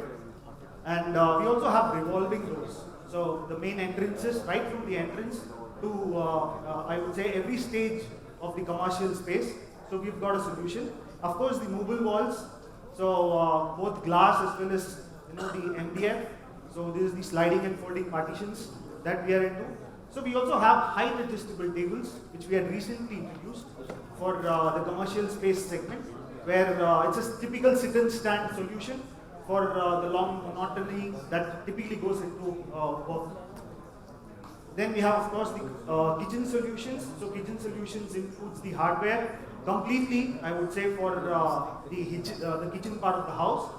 And appliances, again, as I said, the hob, food, and then we have the dishwashers, washing machines, refrigerators, microwave ovens, you name an appliance, we're there, even in hospitality for that matter, the minibar, safe, so you call anything that has got to do with appliance.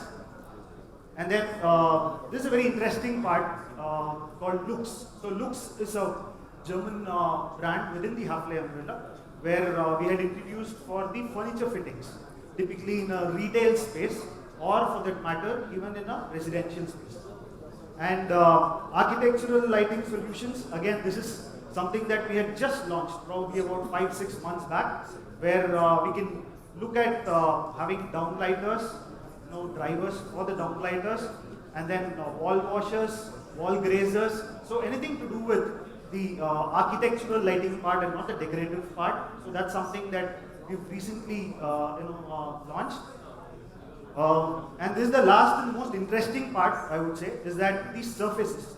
So, we can give you solid engineered surfaces, quartz based again, for countertops as well as flooring and backsplash.